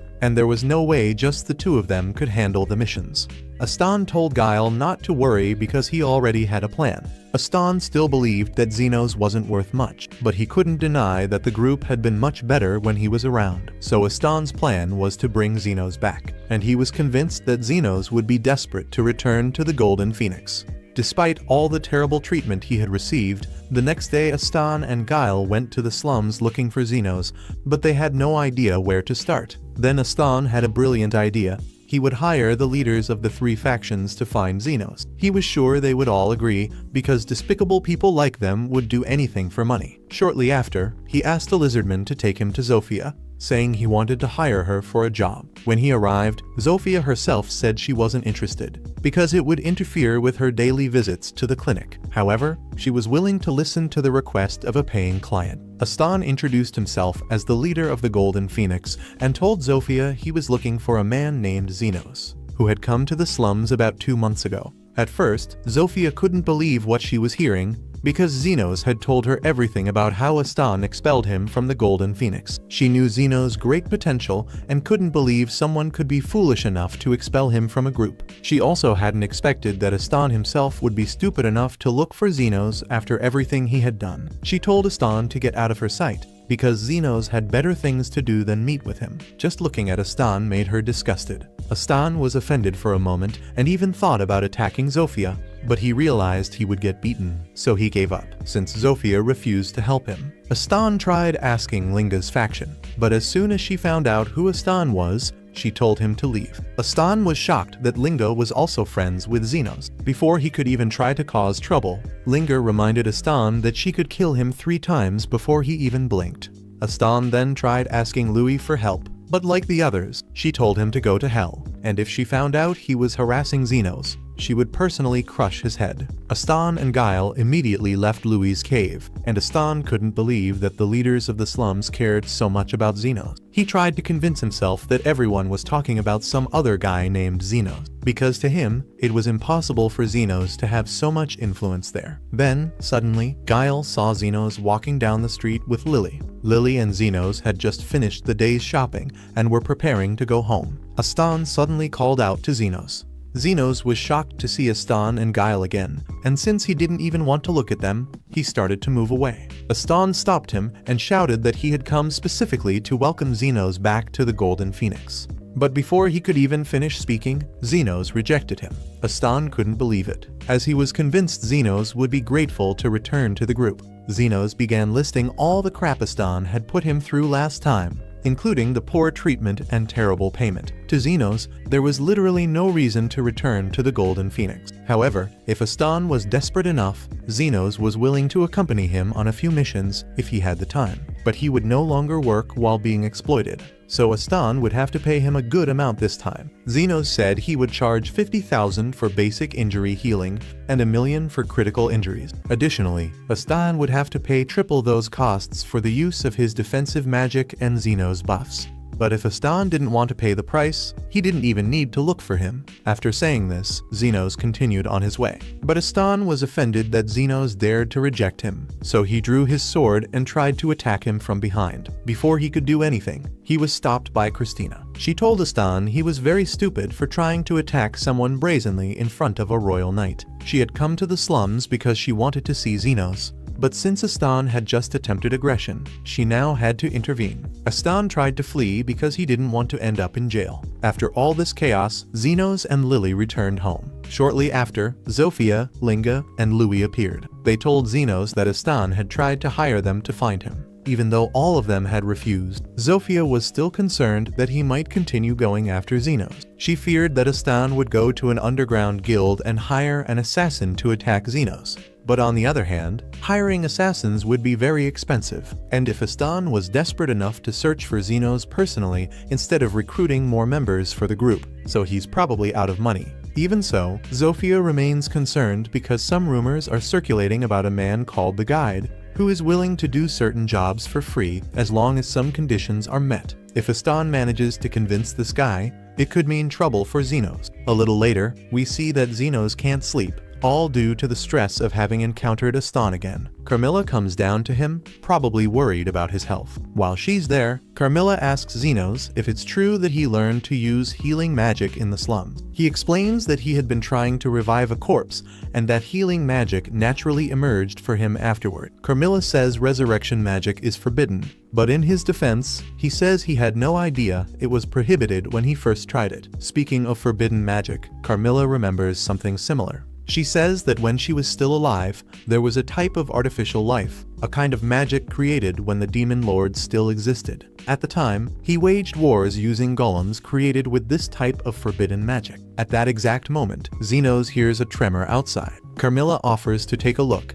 and to her horror, she sees a huge golem about to destroy everything. It turns out Aston really stooped low enough to try to hire someone to eliminate Xenos. However, he was so out of money that he couldn't pay a normal assassin, so he ended up being directed to the guide. The guide said he could take the job for free, but he wanted to hear the full story to decide if it was worth it. Aston told him everything in detail, and the guide found it amusing that Aston was such a big egotist. Even so, he thought it would be interesting to go after Xenos, since he was looking for a chance to test his new toy. Meanwhile, in the present, Xenos and Carmilla approach the golem, and up close, the damage is far worse. Soon after, Zofia, Linga, and Lois join the group. They ask Xenos for help, as many residents were injured in the chaos caused by the golem. Xenos asks if they have any clue where the golem might have come from, but they say it's still a big mystery. The only thing they know is that the golem came from the deepest part of the slums, but they have no idea where it's going. Upon learning where the golem came from, Xenos begins to suspect that the underground guild might be behind all this. But he knows now is not the time for theories, so he asks the three girls to gather all the injured in one place so he can treat everyone at once. He warns that as soon as this is over, he will go after those responsible for summoning the golem, and they will pay dearly for it. Meanwhile, the guide watches everything from a safe distance, satisfied with his golem's performance. However, he still believes the creature could be more agile. Even so, its power is more than enough to get the job done. The guide doesn't have much information about Xenos, but he's curious to see how he will handle the pain of his friends one by one, right before his eyes. In the city, Linga, Lu, and Zofia mobilize their troops, ordering that all the injured be brought to Xenos. Once everyone is rescued, Xenos prepares to cast a large healing spell. Before doing so, he asks Carmilla to step back. Otherwise, she could end up being exorcised. Once she steps back, Xenos activates his large area healing ability, and all the injured residents begin to recover almost immediately. He then asks everyone to evacuate the area as quickly as possible. Now his plan is to heal those who were out of reach of his first spell. He's clearly irritated with the situation. He had to rush out in the middle of the night and doesn't even know if he'll get anything in return. Now he's fully determined to find whoever is behind the golem. But the problem is that no one knows where this person is or exactly what they are doing with all of this. On the side of those controlling everything, the guide is surprised by Xenos' ability to heal all the injured. He had believed a good number of people would die in the chaos, but with just a glance, he realizes that Xenos isn't just skilled, he's a true prodigy in healing. However, there's still a problem. Even if he manages to heal everyone, the golem remains active, and as long as it isn't stopped, the destruction will continue. On the other side, Xenos finishes healing the injured and tells Carmilla to see if there's a possibility that the golem will lose motivation and leave. But she explains that golems only stop when they complete the mission for which they were created. And from what it seems, this golem's goal is to destroy the slums, so it will keep going until nothing is left. Moreover, to create a golem, an extremely pure magic stone is required,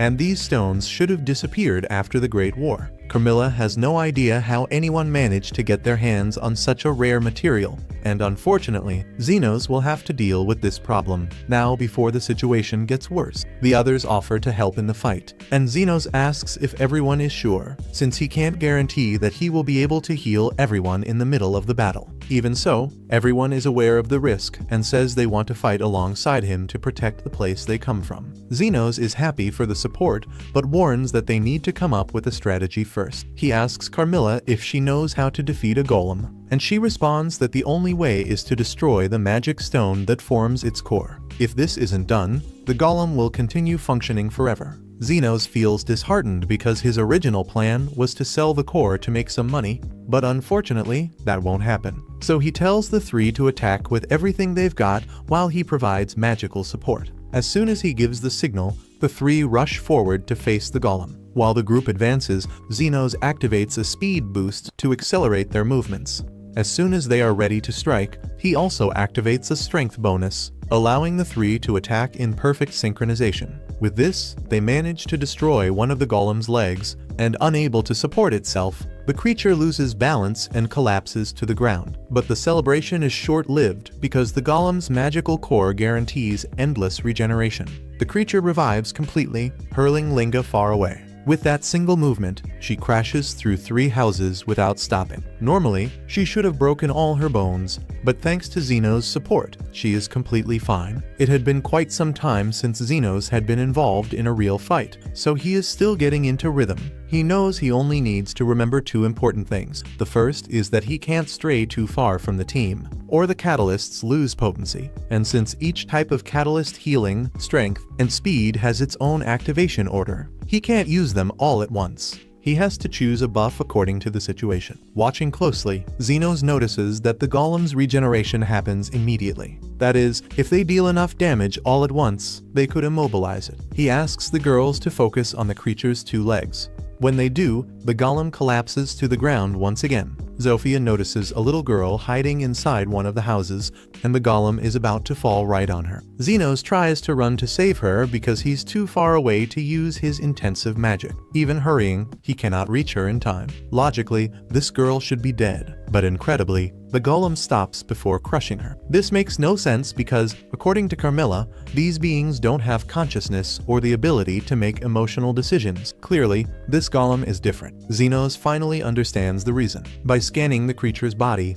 he detects a human trapped inside it. The guide is surprised that Xenos discovered this so quickly, but he believes knowing this won't help at all. The magic crystal the guide used was defective, so he couldn't create a golem in the conventional way. He decided to use a human as a base, and Astan proved to be the ideal choice. The guide tricked him by inserting a magic stone into his body and used it to form the golem's core. Since then, Astan and the creature have become a single entity. Now the guide wants to see how Xenos will deal with this revelation. He knows that considering the number of lives Xenos has saved, eliminating someone won't be an easy task. At this moment, we see Xenos take a deep breath and ask everyone to step away from the battle. The girls are confused, as they were almost finishing off the golem, but based on what Xenos discovered, he understands that he needs to face this fight alone. Even without knowing why, they trust him and step back to let him act. Now it's only Xenos facing Astan, and he says it's time for them to settle their accounts.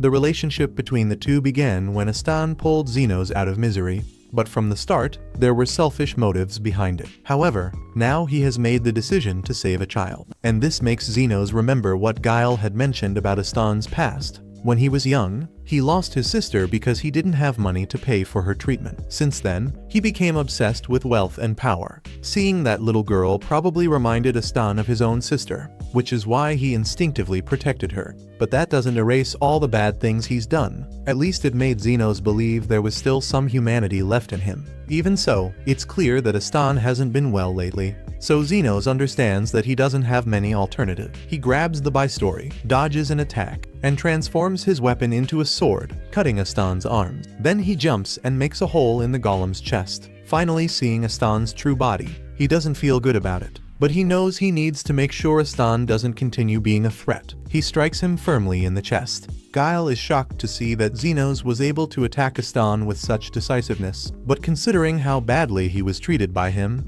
it makes sense that Xenos would want revenge. Even so, Xenos isn't trying to kill Astan. He just cuts the parts of his body that were fused with the magic stone and then uses his abilities to heal Astan, keeping him alive. The guide becomes even more frustrated because a technique of this level requires immense concentration. Not to mention that Xenos had already performed multiple heals. The truth is, Xenos doesn't care whether Astan lives or dies, but someone has to take responsibility for the damage caused. Since Astan has no money, Xenos would let him die, unless he reveals who is behind the golem's creation.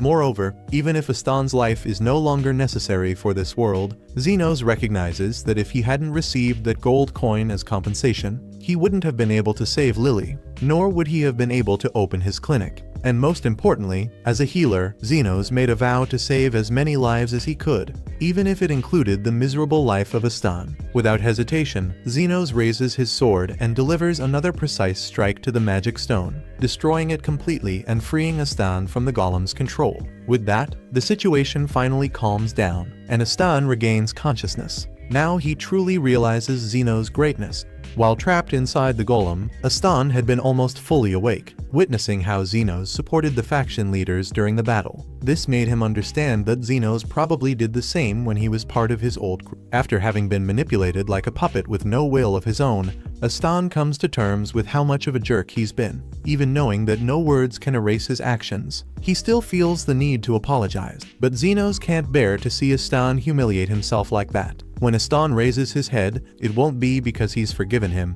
but because Xenos wants to land a solid punch before leaving. He's been wanting to do this for a long time, but hitting someone unconscious wouldn't have been satisfying. Now that Astan is conscious, Xenos no longer holds back. He activates a strength buff 10 times greater and starts walking slowly toward Astan. Then he delivers the most satisfying punch of his life, and Astan immediately faints.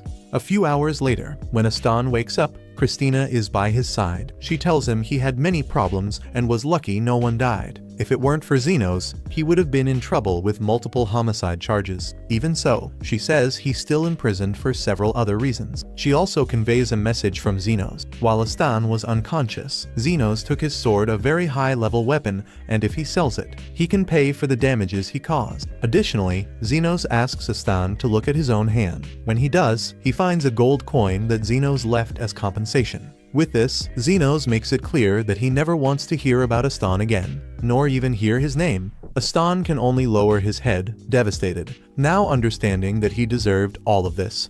After everything that happened, Xenos is so exhausted that he can barely stand. Everyone is concerned and offers to help him, but he refuses, saying he knows they're all dead tired. Even so, the girls can't just let him go without care. After all, he's always been helping everyone, so it's only fair that he receives a little care in return. Meanwhile, at the clinic, Carmilla tells Lily everything. Then, when Xenos finally arrives, Lily goes to greet him and immediately asks if he would like some tea. Krishna has been working hard to discover who is behind the golem attack, but she still has not managed to gather much information. All she knows so far is that there is someone called the Guide who is extremely difficult to track. She tried to uncover his whereabouts, but found no solid lead. The place where Astan met this guide was already clean, leaving no trace behind. Zofia also searched for information in the underground guild. What she heard there is that this guide began showing up recently. Other than that, no one knows anything about him. In other words, interrogating the people there will not help much. Krishna decides she will classify the guide as a dangerous threat and will pursue him. But judging by how he hides his tracks, she believes it will be very difficult for him to appear again anytime soon. Zofia, however, believes the opposite. She thinks the guide will show up again, and soon, because people like him never truly disappear unless they are planning something big behind the scenes. And if that is true, they need to be prepared for whatever he is planning. Krishna tells Zofia to stop with those crazy theories, since there is no proof that the man will return. But Zofia immediately replies that Krishna was also making assumptions just a moment ago. Xenos interrupts the argument, tells the two of them to stop fighting, and asks why Krishna is sitting far away on the other side of the room, which only makes the conversation more difficult. Krishna answers that, even though she is grateful for Zofia's help the other day, her position as a royal knight prevents her from being seen speaking informally with a demihuman. Xenos realizes the argument is about to escalate and prefers to leave before it gets worse. He kicks everyone out of the clinic and tells them not to come back that day unless they are injured. After that, he tries to relax a bit at his desk, but then Lily, somewhat shy, approaches and says she had an idea. Knowing that Xenos is exhausted after using so much mana in the fight against the golem, she was about to suggest going to the hot springs so he could rest. But before she can finish, Zofia bursts through the doors and jumps ahead, asking if he would like to go with her to relax in a hot spring. Xenos thinks that changing his routine a bit would be good and agrees. Zofia leaves all excited. Soon after, Linga appears, She looks around to make sure no one else is there, and then discreetly asks whether Xenos would like to go with her to the hot spring. Xenos still thinks visiting the hot spring is a nice idea, but he cannot accept Linga's request since Zofia invited him first. But before he can say anything, Linga says she will wait for him at the hot spring and leaves. Moments later, Loa shows up, and before she even says a word, Xenos already knows exactly what she wants. As he expected, she is going to invite him to the hot spring as well, and since he already understood her intention, she takes it as a yes and says she will meet him there. Right after that, the exact same scene repeats with Krishna. This makes Xenos begin to wonder why suddenly everyone wants so badly to go to the hot springs. He then remembers that Lily was about to say something before they were interrupted, but she prefers to remain quiet because she does not want to admit that she was also going to invite him to the springs with her. Carmilla heard the whole situation and finds it hilarious that Lily gathered the courage only to be overshadowed by the others. Meanwhile, Xenos has no idea why she is laughing. In any case, Carmilla is almost certain that far more interesting things will happen at the hot spring, and since she has not visited one in a long time, she decides she will go as well. Later, Xenos is relaxing in the bath when Zofia suddenly appears. He reminds her that it is a men's bath, but Zofia says it is fine because she placed a sign on the door saying the place was closed, so no one will interrupt. In reality, Zofia went there ready to throw herself at Xenos, but decided not to overdo it and simply kept chatting while the two bathed. She mentions that people keep saying she changed after meeting Xenos, and he even agrees, saying she is far less aggressive than before. But at that moment, what bothers Xenos is that Zofia is getting far too close to him. Her idea was to make Xenos comfortable in the conversation so she could strike by surprise, but since she was caught, she ends up trying to force her way into sitting on his lap. That is when Linga appears and scolds Zofia for trying to get ahead and sneak into the men's bath to see Xenos divisao into. But, in truth, Linga is there for the same reason, so she pretends to feel sick just to try to fall into his arms, except Zofia doesn't let it slide and grabs Linga, starting a dispute to keep her away from Xenos. Meanwhile, Loa comes out of the water and says she also wants to join the chaos. Xenos asks what she is doing there and why she isn't using a towel. Loa explains that she was hiding, waiting for the right moment to be alone with him, and the reason she isn't wearing anything. She wanted to show Xenos her fully trained body and even asks what he thinks.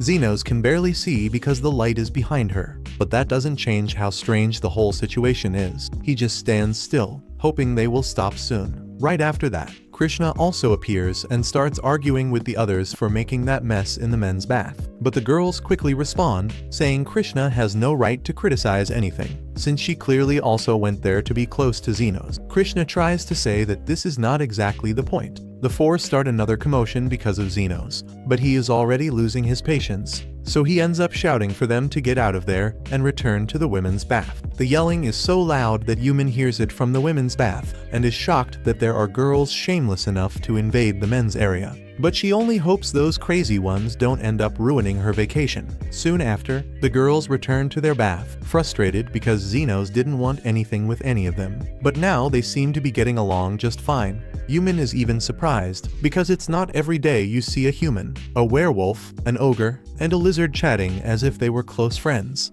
Some time later, everyone leaves the hot spring and gathers to share a meal. Krishna is still unsure whether to admit she is part of the group or not, so she holds herself back from joining them. Later that night, Xenos sets Lily in bed and goes to the balcony to chat with Carmilla. She asks if he is enjoying the trip, and Xenos admits that dinner was actually fun, at least until people started drinking too much and trying to sit on his lap. Carmilla laughs and tells him to enjoy it while the fun is still mild, because she is almost certain things are going to get much more complicated for him soon. Xenos asks her to stop saying that before it brings bad luck, but it's already too late. A wraith's intuition rarely fails. Speaking of that, Xenos realizes wraiths cannot stay under the sun for long and wonders how Carmilla got there. She explains that it was simple. She only needed to possess the staff that was there and ask Lily to bring it. Since wraiths can only possess items they were connected to when alive, Xenos asks what she used to do back then. But Carmilla avoids the subject because she still doesn't like talking about the past, and she changes the topic by offering him a drink. The next morning, a massive explosion happens in the kitchen,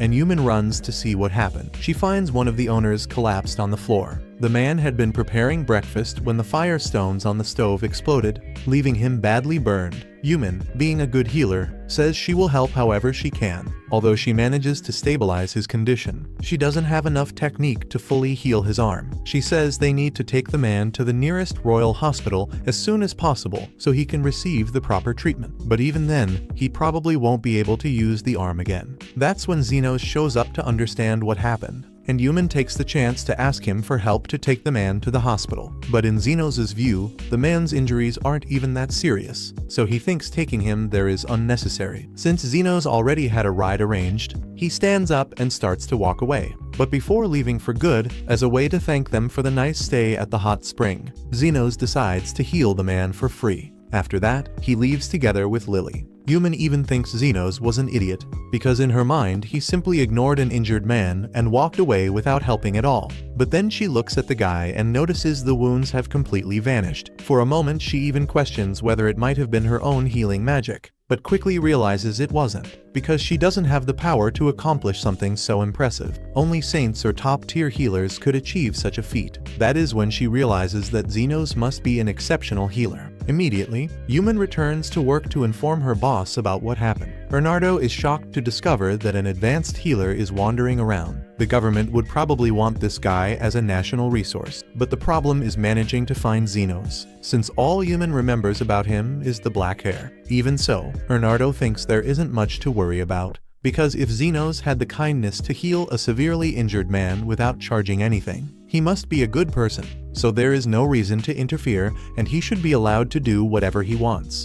But then Yumin mentions that Zenos wore a black overcoat, and that ends up catching Bernardo's attention. Out of nowhere, he changes his mind and thinks it would be good to try to find this man. Yumin agrees, but asks how he plans to do that. Bernardo thinks for a moment and concludes that if there are no official records of Zenos, that means he does not have an official license, so he is definitely operating in the poorest parts of the city. And Bernardo already imagines the right way to reach him. Later, Zan appears dragging Bernardo to Zenos' clinic, saying he needed urgent help because he was feeling extremely sick. He had no idea who the man was. He only knew he was coughing a lot of blood and even fainted, so Zan brought him there. Zenos warns that the man might have a contagious disease, so he asks everyone to stay back until he finishes checking. From what Zenos can see, the man's lung is a complete disaster inside, and that makes him think of red lung disease. So he tells Lily to keep her distance. This disease killed many people in the past. It was extremely contagious, but theoretically it had been eliminated after the cure was created. Zenos does not understand how this man managed to catch it. At that moment, Bernardo stands up and is impressed by how quickly Zenos diagnosed the problem. He introduces himself as one of the healers from the Royal Hospital, although he is not very good at healing magic. Right after that, Yumin bursts into the clinic looking for Bernardo and starts scolding him because he did something so reckless just to find Zenos. But Bernardo says there was no other way if he wanted to speak with Zenos, although now he is really beginning to feel the effects of the disease. He takes a small vial from his pocket, drinks the contents, and explains that he took a drug to simulate the symptoms of red lung disease, just so he would be taken to Zenos. But he warns that everything is fine, because the antidote will begin to work soon. Zenos asks why he would have such a drug. Then Bernardo explains he created it while working on the cure for red lung some years ago.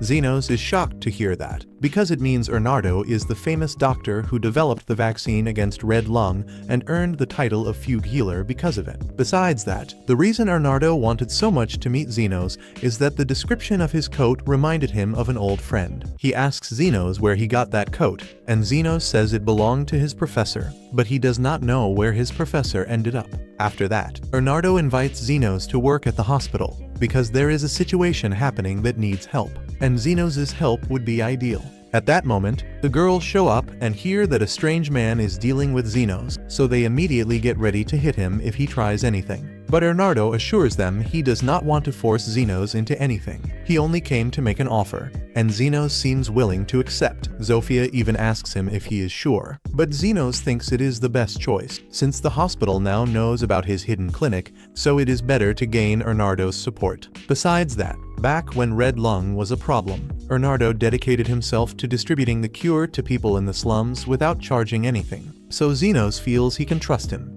Xenos goes to the hospital with Bernardo and Yumin, and Xenos is impressed by the size of the place. They reach Bernardo's office, and once Xenos settles, he explains the job. Several disappearances have been happening, and he wants Xenos to investigate what is going on. Xenos agrees, but warns that espionage is not his strong point, so he asks Bernardo if he is sure he wants to hire someone like him for that kind of mission. For this new work, Bernardo says that, as part of the Royal Hospital, Xenos will have access to several specialized programs, which should make it easier for him to gather the necessary information. Even so, Xenos is worried about drawing too much attention and having his identity exposed. But Bernardo reassures him by saying he has already invented a background story to cover for Xenos. So, from now on, if anyone asks, Xenos will say he was studying abroad and returned recently. Despite that, Xenos thinks this excuse will not be enough to fool the other healers, but Bernardo guarantees that, with an elite healer supporting him, no one will doubt it. For now, Yumin takes Xenos to the hospital dormitory, where he will stay for a while. When they arrive, to his surprise, Lily is already waiting. He immediately asks why she is there, and Yumin explains that Bernardo authorized her move. According to the dormitory rules, healers can live together with their close relatives or spouses, so Lily jokes that she has now become Xenos' wife, but in truth, Yumin registered Lily as Xenos' younger sister. It was Yumin's own idea to bring Lily, because she thought Xenos would feel more comfortable having someone familiar nearby. And, in reality, Xenos was worried about leaving Lily alone, so he is grateful for Yumin's consideration. After that, Yumin leaves Xenos so he can settle into the room. As soon as she leaves, Carmilla appears as well. Xenos understands why Lily is there, but he does not understand what brought Carmilla to the capital. In fact, Carmilla has no special reason. She just likes teasing Xenos, because something interesting always happens around him. Xenos asks if she realizes that, with so many healers nearby, one of them might end up exorcising her. But Carmilla does not care, because aside from Xenos, almost no one there would have enough strength to do that. Later, Xenos is in the hospital cafeteria with Yumin, and she wants to know how he is finding the new environment. Xenos says things are going fine, but that he will be overwhelmed for a while and still has no idea how he will manage to get an official license. Yumin says she can help, since she knows the ropes very well. She explains that the first step is to take an aptitude test. If you pass, you are accepted into the Royal Healing Academy. After studying hard for several years, then comes the test to obtain the official license. Xenos thinks all of this is extremely demanding, and is even surprised at how licensed healers manage to endure so much.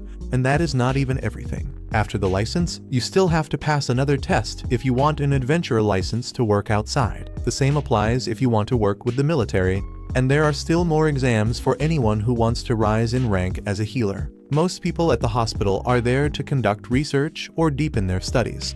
To Xenos, it seems like too much, so he asks Yumin to tell him what she knows about the disappearances. Yumin says that one of the people who vanished was Afreed, an advanced healer who worked there with research. He was very talented and kind, mainly in the medical field. From what Bernardo said, Afreed was a key figure in developing the cure for red lung disease. Xenos thinks Afreed must have been a truly good person, so it is worth trying to find out what happened to him. Since he still knows little about the case, he asks Yumin if there is any clue. At that moment, the cafeteria door opens and Goldrin walks in. Xenos asks who he is, and Yumin says he is the deputy director of the hospital and an advanced class Roman 7 healer. Xenos does not understand what that means, so Yumin explains, healers are divided into 3 types: beginner, advanced, and elite. Each type has 7 levels, and level Roman 7 in advanced is the maximum before becoming one of the elite. That shows how influential Goldrin is there. According to Yumin, he has his eyes on the director position. Since the current director almost never shows up because of old age, that is why Goldrin is the one who commands things in practice. But ever since he took control, many things have changed, and Yumin thinks they changed for the worse. Now the wealthy receive first-class treatment, while the poor barely get a bandage and an ice pack. To make things worse, Goldrin does not dedicate himself to improving as a healer, and people say he bought his way up to level Roman 7. Xenos has already figured out what kind of man he is and wants to keep his distance. But that will not be possible, because Yumin believes Goldrin may be connected to Afreed's disappearance. Since Goldrin wants to rise in rank quickly, he is constantly recruiting skilled people, and Afreed was one of the chosen ones. Xenos asks if Goldrin said anything about Afreed's disappearance, but Goldrin denied any involvement. Now Xenos knows what he needs to do, but he does not know how to get close to someone as important as Goldrin. Human says that will not be a problem if he shows his impressive abilities in one of the hospital's program. Goldrin will end up calling him. Xenos knows he is good at what he does, but he never had the chance to measure himself against other healers, so he does not know if he is at the right level. Even so, he decides to try. At that moment, one of Human's colleagues, Crescent, arrives asking why she is eating alone in the corner. Human replies she eats wherever she wants. Crescent does not understand the hint and thinks she is only acting coy. He ends up running into Xenos and quickly realizes that he is the special student who had been recommended by a renowned healer. This makes Crescent a little jealous, but he does not show it much and decides to leave, telling Xenos that he had better not bring shame to the name of his sponsor. Curious, Xenos asks Human what had happened there, and she explains that Crescent is one of his classmates and is actually a decent person. But after being discovered by Goldrin, his pride grew far too much. When he was younger, Xenos practiced magic on a body he had found in an alley, trying to revive the person. But before he could turn the body into a zombie, his future master appeared out of nowhere and slapped him on the head. The master explained that using magic on the dead was a waste, and that it would be far better for him to dedicate his powers to saving the living. Since then, Xenos' master decided to take him in and began teaching him everything about healing magic, together with another apprentice, Veritra. In just a single year, the two had already become first-rate healers, but the master made a point of warning them. They were not supposed to act arrogant, because being able to heal a few wounds only made them third-class healers. Back in the present, Xenos is in his first class at the new school, and the topic of the day is undead monsters. As the class progresses, Xenos is surprised, because even though he already knew all of this from his days as an adventurer, the way the content is taught in the classroom makes everything much easier for anyone who has never faced the undead. The teacher opens the floor for questions, and a student raises his hand asking about wraiths. The teacher admits that he does not have much information about them, only that they are the most dangerous among the undead. Almost no one has seen one and survived to tell the tale. Every adventurer party that encountered a wraith ended up dead, so the advice is, if you find one, run. And if the wraith is able to speak on top of that, run even more, because that shows how powerful it is. Xenos is shocked because he has exactly a speaking wraith resting at his house with Lily. He had no idea that Carmilla was that powerful, but he decides to stay quiet about it so he does not make anyone worry. Then the teacher asks if anyone there has ever faced undead. Crescent is the first to speak. He introduces himself, says that he once spent some time as an adventurer, and that he defeated around 30 ghosts. The entire class is impressed and starts applauding Crescent, and he loves the recognition. But he notices that Xenos is not clapping, so he decides to ask how many ghosts he has defeated. In truth, Xenos can defeat about 50 ghosts at the same time, but to avoid drawing too much attention, he chooses to say that he can handle 30. Crescent says he is lying, but Xenos confirms that he really can finish off 30 at once. The classroom is stunned when they understand that he is talking about defeating that amount in a single fight. Everyone asks him to tell how it happened, and Xenos explains that he once entered the underground labyrinth and that it was filled with ghosts. He kept casting heal until they all vanished. The students immediately realize that he is talking about a place that even gold-class adventurers hesitate to enter. So it is easy to imagine how impressed everyone becomes. Even so, Crescent keeps insisting that Xenos is making it up, because he refuses to accept that he might have done such a thing.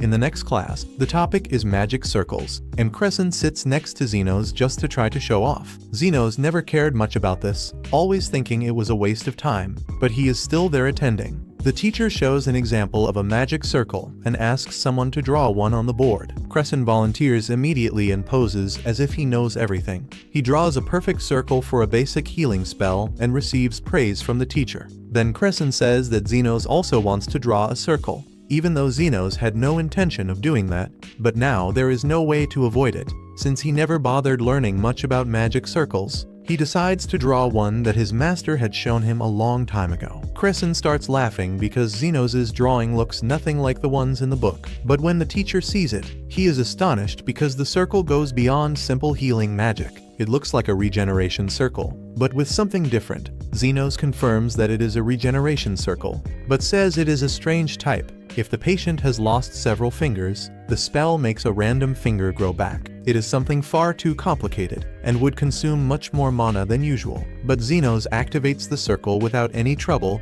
although he thinks it is hardly worth it because he can regenerate faster using his own method. The teacher sees that Zenos is a true genius and practically begs him to join the research laboratory. But Zenos politely refuses, and Crescent is dying of envy with all the attention he is receiving. Later, Goldrin hears that a new student full of talent has shown up. People comment that this student is capable of defeating 30 ghosts at once. But Goldrin says he has no time to listen to gossip. At that moment, another person enters and informs Goldrin that several undead were spotted in the cemetery. With that, Goldrin gets an idea. He decides to send Zenos on a mission to clear the cemetery, and if Zenos performs well, he will consider recruiting him. Later that night, Zenos departs together with the group responsible for exterminating the undead, and Crescent is also part of this group. Crescent takes the lead and commands the other students in the fight against the ghosts, but they end up surrounded quickly, and Crescent starts getting nervous. However, before the ghosts can do anything, Zenos releases an advanced healing spell and eliminates all of them. Zenos praises his classmates, saying that they helped a lot by attracting the ghosts, which allowed him to finish them off. But before he can finish speaking,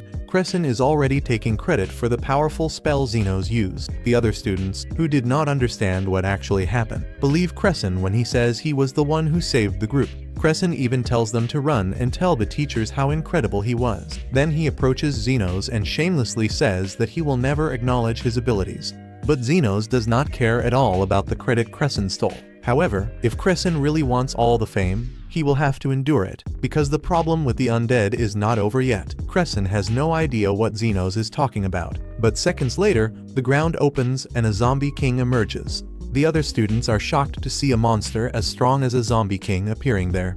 Even so, no one panics because they believe Crescent will handle it alone. And of course, no one has the courage to get close to that creature. Human and Zenos could do something, but they prefer to just observe so they do not interfere with Crescent. To be fair, Crescent does try to fight the zombie king. He casts the strongest healing spell he knows, but it barely affects the monster. He has absolutely no chance of defeating that thing, but his pride does not let him admit defeat, so he keeps running back and forth so he will not be crushed. Meanwhile, Human comments to Zenos that undead are usually attracted by more powerful undead creatures, so those ghosts from before probably appeared because of the zombie king. But Zenos thinks there is something more behind it. While they talk, Crescent starts getting badly beaten, and Zenos considers entering the fight. But Human asks him to wait a little longer. She still cares about Crescent, but she wants him to learn something from this situation. Crescent keeps holding on however he can, healing himself whenever he is thrown against the walls. But he ends up being caught by the zombie king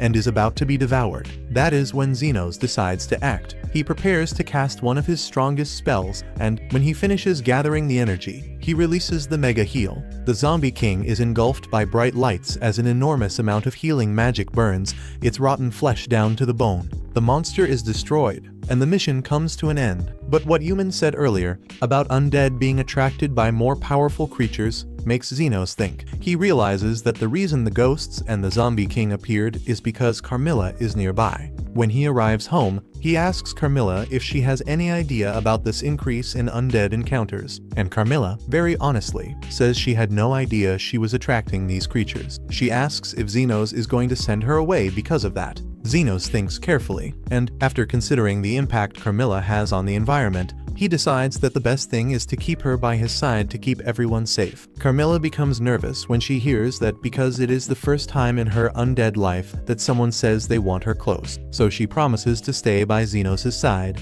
but warns him that she will continue teasing him whenever she can. The next day, Crescent goes to meet his supervisor, who wants to congratulate him for the excellent work in the exorcism. According to the reports from the other students, Crescent did everything alone with a huge spell. But Crescent knows the truth. It was Zenos who saved everyone, since Crescent ended up receiving all the credit. The supervisor comments that this means Zenos is probably not as amazing as everyone has been saying. Crescent could simply step aside and continue receiving the praise he got for something Zenos did, but he begins to feel guilty. So he decides to come clean and confesses that he was not the one who defeated the monsters. He explains that it was Zenos who handled the undead and the zombie king, and that he himself witnessed everything. After that, Crescent leaves the supervisor's office, upset because he just lost a large part of his credibility by admitting that he took credit for someone else's achievement. But deep down he feels he did the right thing, since Xenos saved his life, and now, with the truth revealed,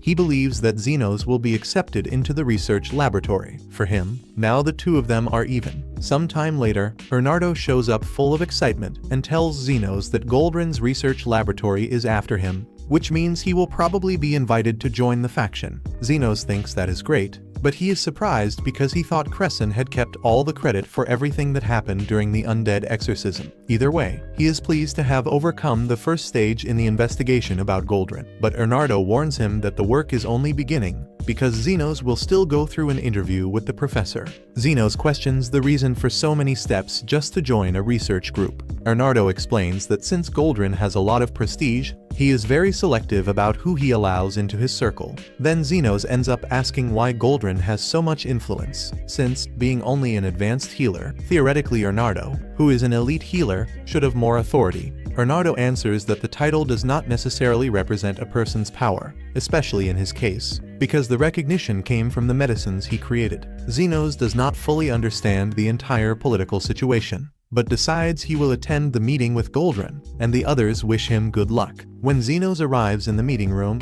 after Goldrin finishes his introduction, the first thing he wants to know is what Xenos is capable of doing. He answers that he is a healer, so his work is simply to heal others. But Goldrin says that is not enough. Anyone with that gift can heal someone, but someone with Xenos' level of skill should have greater ambition. He says that healers are very powerful in the country, and, in fact, it can be said that this place only exists because of them. But the ones who truly benefit from the healer's work are the elite. For that reason, Goldrin wants to be part of that elite, not because he cares about the well-being of everyone, but because he wants to secure his own position and take advantage as well. In his mind, a person's value depends on what they can offer, so he does not even consider helping the poor. After the speech, Goldrin asks Xenos to draw the magic circle he had shown in class, because he wants to evaluate his abilities more precisely. Xenos does not really understand what the drawing will prove, but he does it exactly as requested. When he analyzes the circle, he stands up and says that Xenos is approved and can start in the laboratory the next day. On the following day, Xenos walks through the corridors and soon sees the members of Goldrin's research laboratory passing by him. From a distance, he spots Crescent,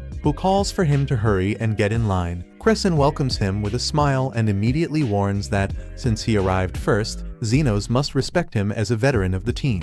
After all, it was because of his recommendation that Xenos is there now. Xenos takes the opportunity to ask why Crescent decided to tell the truth, since it would have been much easier to keep the lie and protect his own image. Crescent says it was mostly because of guilt, but also because he realized that he could benefit from Xenos' success if he entered the laboratory. Xenos actually appreciates the honesty in admitting that, but then he wants to understand why everyone is standing in that line. Crescent explains that this is part of Goldrin's routine, who visits patients every day. Xenos asks if so many people are really necessary for that, but Crescent explains that the focus is to make a good impression. Since Goldrin only treats people with important positions, Xenos is there because he wants to investigate Goldrin, but from the back of the line that will not happen, so he decides to run to the front. When the patient tells Goldrin that his foot has been hurting since the previous day, he examines it and sees that it is only a mild sprain. Then he says he will need 3 of his subordinates to assist with the healing.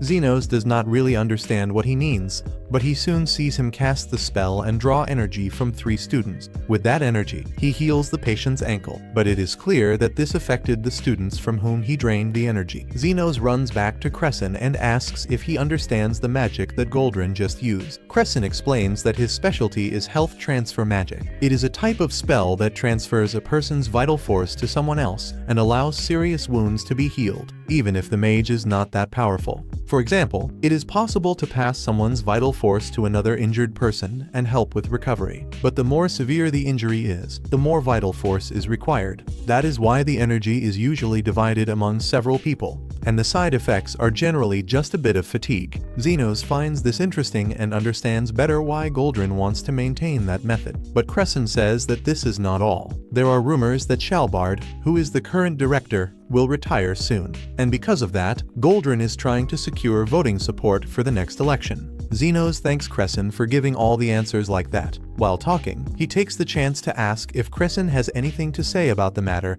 and whether he has ever heard the name of someone called Afreed. Crescent confirms that he knows Afreed, but says he never liked him. This man was even invited to one of Goldrin's dinners and, after that, vanished from the map. Zenos wants to understand what he meant by that dinner. Then Crescent explains that Goldrin usually organizes dinners for his favorite subordinates, and being invited to one of those meetings is like a great privilege. But Afreed disappeared right after attending one of those parties, and, since then, no one has ever heard from him again. Later, Zenos tells the whole story to Bernardo, who even thinks they might already have enough material to close the investigation. But Bernardo warns that this is far from the end. That information only shows that Goldrin might have some connection to Afreed's disappearance, but it still proves nothing against him. That is why Bernardo wants Zenos to gain Goldrin's trust and manage to enter one of those dinners to discover what really happened. He even promises to pay Zenos more if he accepts that mission. Zenos, who only wanted to go back home, ends up accepting to continue and move forward with the investigation. But he warns that when all this is over, he wants Bernardo to tell him everything he knows about his master. Meanwhile, in the slums, Linga forces the lock of Zenos' clinic until she manages to open the door. The reason? She wants to deal with the mess in the place while Zenos is not around. But since she entered, she takes the opportunity to snoop and take a look at his thing. But suddenly, Linga feels that someone else is in the place and immediately gets ready for whatever may come. To her surprise, the one who is there is Zofia. The two stare at each other and ask what the other is doing there. Then Linga notices that Zofia also has a mop, meaning she had the same idea. Right after, Lo also shows up, breaking down the door because she wanted to help clean Zenos' clinic, but Zofia and Linga already imagined that this would happen. The problem is that they would have preferred if Lo had entered in a different way, because now they will have more work fixing the damage to the door. The next day, in the capital, Zenos meets Crescent, who informs him that he will have the great chance to take care of Goldrin's pet dog. In truth, Crescent only wanted to pass that responsibility to someone else. Zenos even finds it strange that Crescent is part of the research team if that is the kind of task he is handling. Crescent explains that Goldrin is busy in meetings with 7 important nobles whose support he wants, and because of that, the task of watching the dog falls on them. But Crescent does not mind, because he believes that by doing those tasks, he will be able to rise within the faction. Zenos asks if Crescent truly believes that this will earn him a promotion, and Crescent confirms it.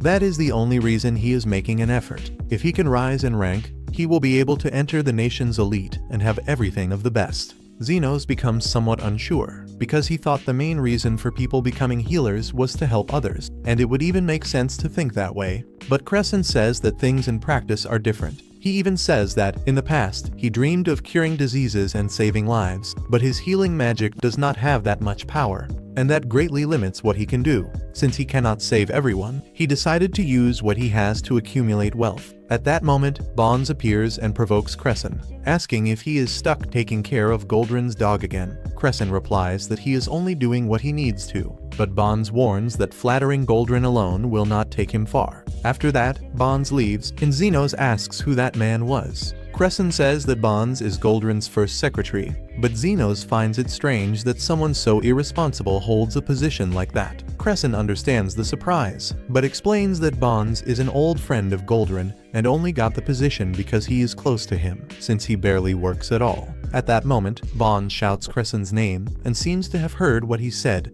because he throws a bottle in his direction. Luckily, Bonds was so drunk that he missed the target, but the bottle fell near Madame Milk, who was so startled that she ran away. Crescent panics because he knows Goldrin would destroy him if Milk went missing. He runs after her, but Milk ends up going into the street and gets hit by a carriage. Crescent arrives running and tries to use a more advanced healing spell, but he cannot restore the dog's body the way he needed. Zenos says that Crescent can calm down because Milk's hemorrhage has been stopped, and she should survive. But Crescent says that this is not enough. If she is left with scars, Goldrin will be angry because he only likes Milk because she is pretty, and then Crescent will be doomed. Zenos, wanting to keep Crescent from getting into trouble, raises his hand and begins to heal Milk. Crescent tries to warn him that this would be useless, because regenerating skin requires enormous physical preparation, and even he himself needed the help of another healer for that. But while Crescent was talking, Xenos had already finished the job and Milk was good as new.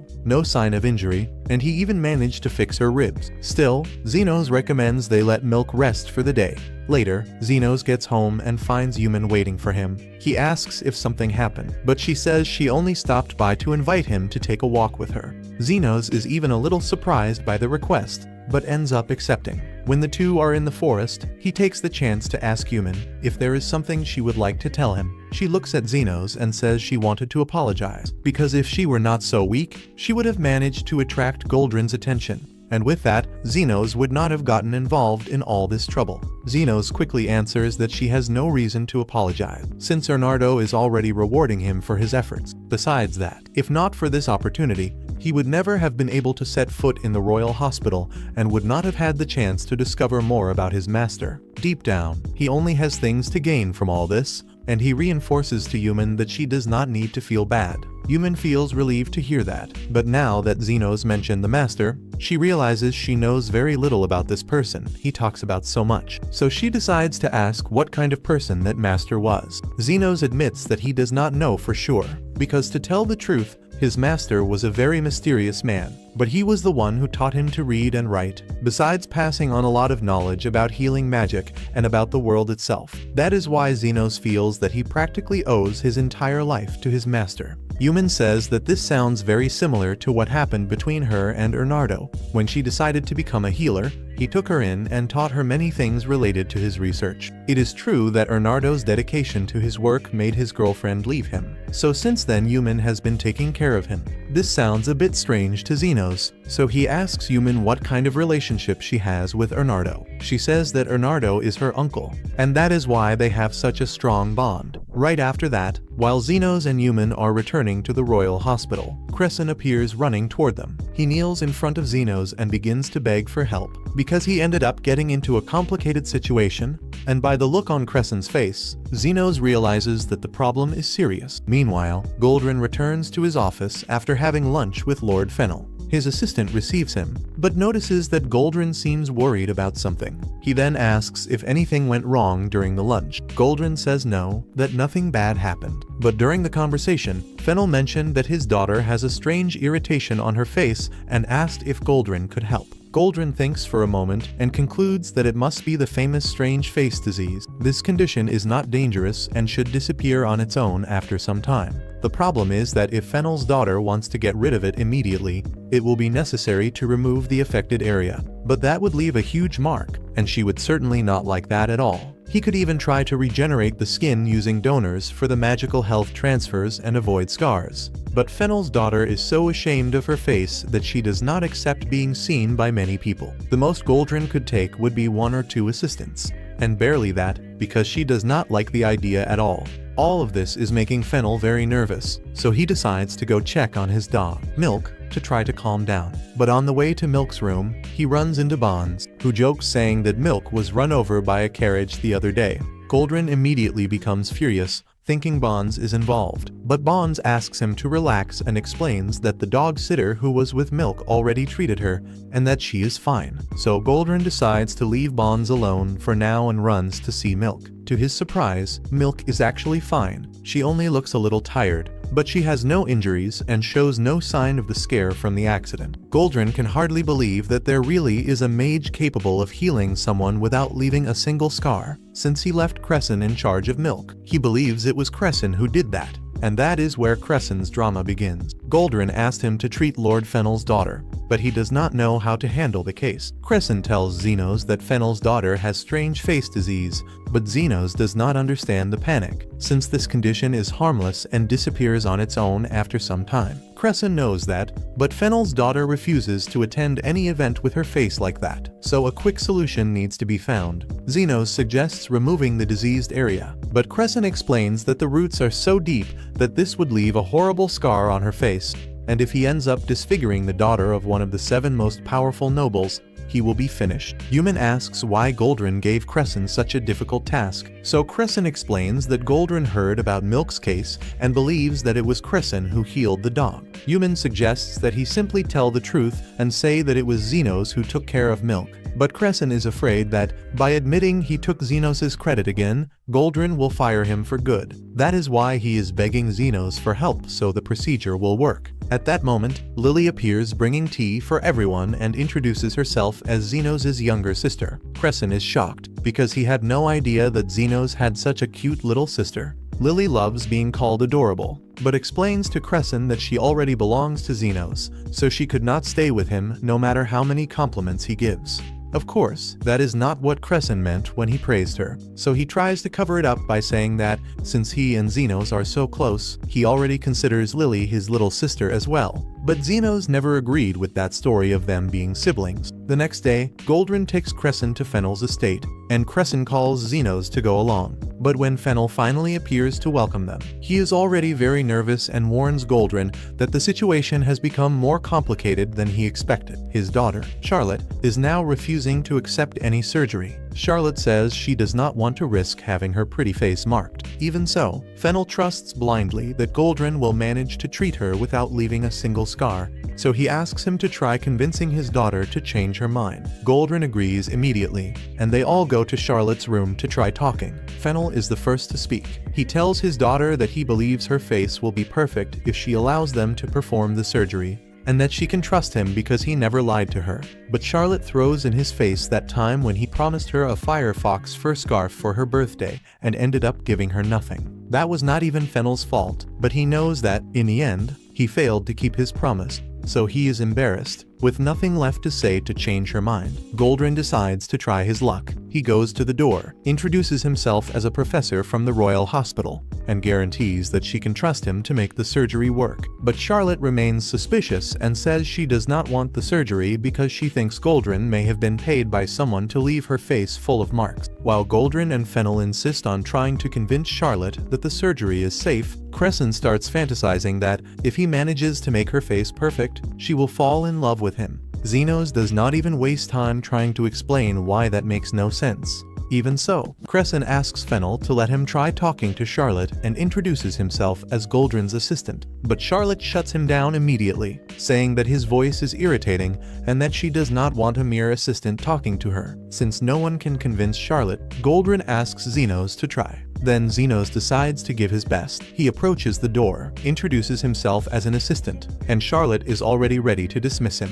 But before she can say anything, Zenos interrupts, saying he only wants to talk about the surgery. He explains that it is perfectly fine if she does not want to go through with the procedure, because anyone would be afraid of having their face opened. He also says that the strange face disease is not something that puts her life at risk. The worst that could happen is that she ends up with a huge wart on the side of her face, looking like a strange old woman. After saying that, Zenos already turns to leave, but Charlotte asks him to wait, because the idea of ending up with an old lady's wart on her face terrifies her, so she agrees to let everyone enter the room and asks if what Zenos said is true. Crescent even tries to say something, but Charlotte immediately tells him to shut up because his voice still irritates her.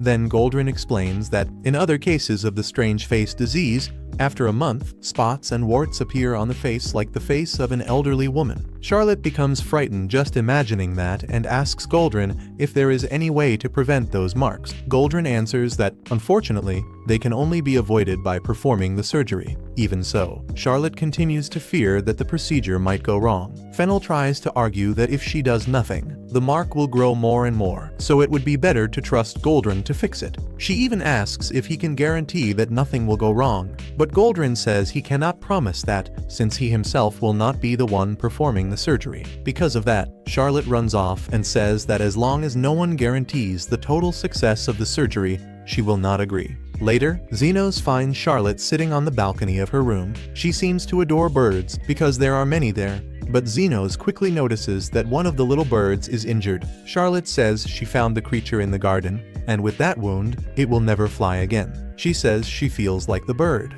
With her face in that state, she no longer goes to parties, no longer dances as before, and soon everyone will forget she exists. Zenos asks if she truly wants to get better, and Charlotte yells that of course she does. but she does not want to end up covered in scars, so she asks them to stop talking about the subject. But while she complains, Xenos has already healed the bird's wing, and the little creature is already flying as if nothing had happened. Charlotte is shocked to see that he managed to heal the bird so easily, but Xenos says he can do the same for her, because regardless of whether a person is a noble or a peasant, if someone needs help, Xenos will do everything he can. That is his duty as a healer. Xenos' words end up convincing Charlotte that he knows what he is doing, so she decides to trust him and accepts the surgery. After Charlotte is sedated, Fennel leaves and asks Goldrin to take care of her. But Goldrin will not touch anything, because he already passed the responsibility to Xenos and Crescent. Yet he still wants to keep the credit afterward, so he warns Crescent not to mess up. Xenos notices that Crescent is nervous and offers to let him leave everything in his hands. Crescent thanks him but asks if Xenos has ever done a surgery of this kind before. Technically, he has, but when he was a child.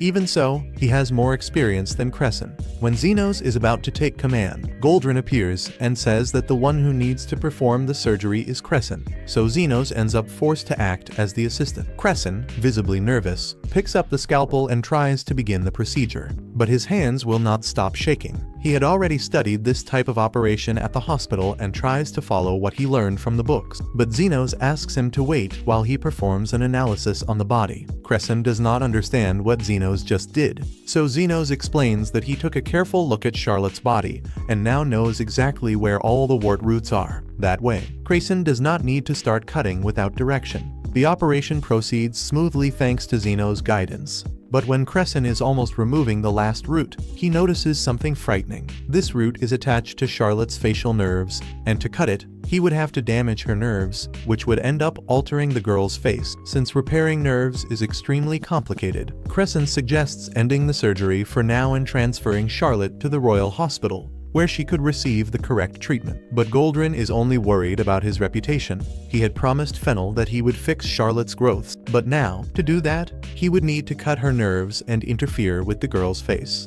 A real doctor would have listened to what Crescent said and would have prioritized the patient's well-being. But Goldrin is a traitor. He grabs Crescent's arm and forces him to cut the final root along with Charlotte's facial nerve. Right after that, he starts shouting as if Crescent had made that decision on his own. Crescent is so shocked that he cannot say anything. Fennel comes running as soon as he hears Goldrin's screams, and Goldrin says loudly that his idiotic assistant, Crescent, has just cut Charlotte's nerves, and that now her face will be marked forever. An accusation like that could destroy Crescent's life, and Goldrin does not care at all. But Xenos refuses to stand still in that situation, especially because Charlotte had asked him for help directly. He speaks loudly to Fennel and says that Goldrin is exaggerating, that a cut nerve is not a reason to panic. Then he says he is tired of doing nothing, walks past Goldrin, picks up the scalpel, and finishes the work, removing the root. After that, he uses his healing magic and restores Charlotte's nerves perfectly. A few hours later, Charlotte wakes up in her room, and her father feels relieved to see her awake.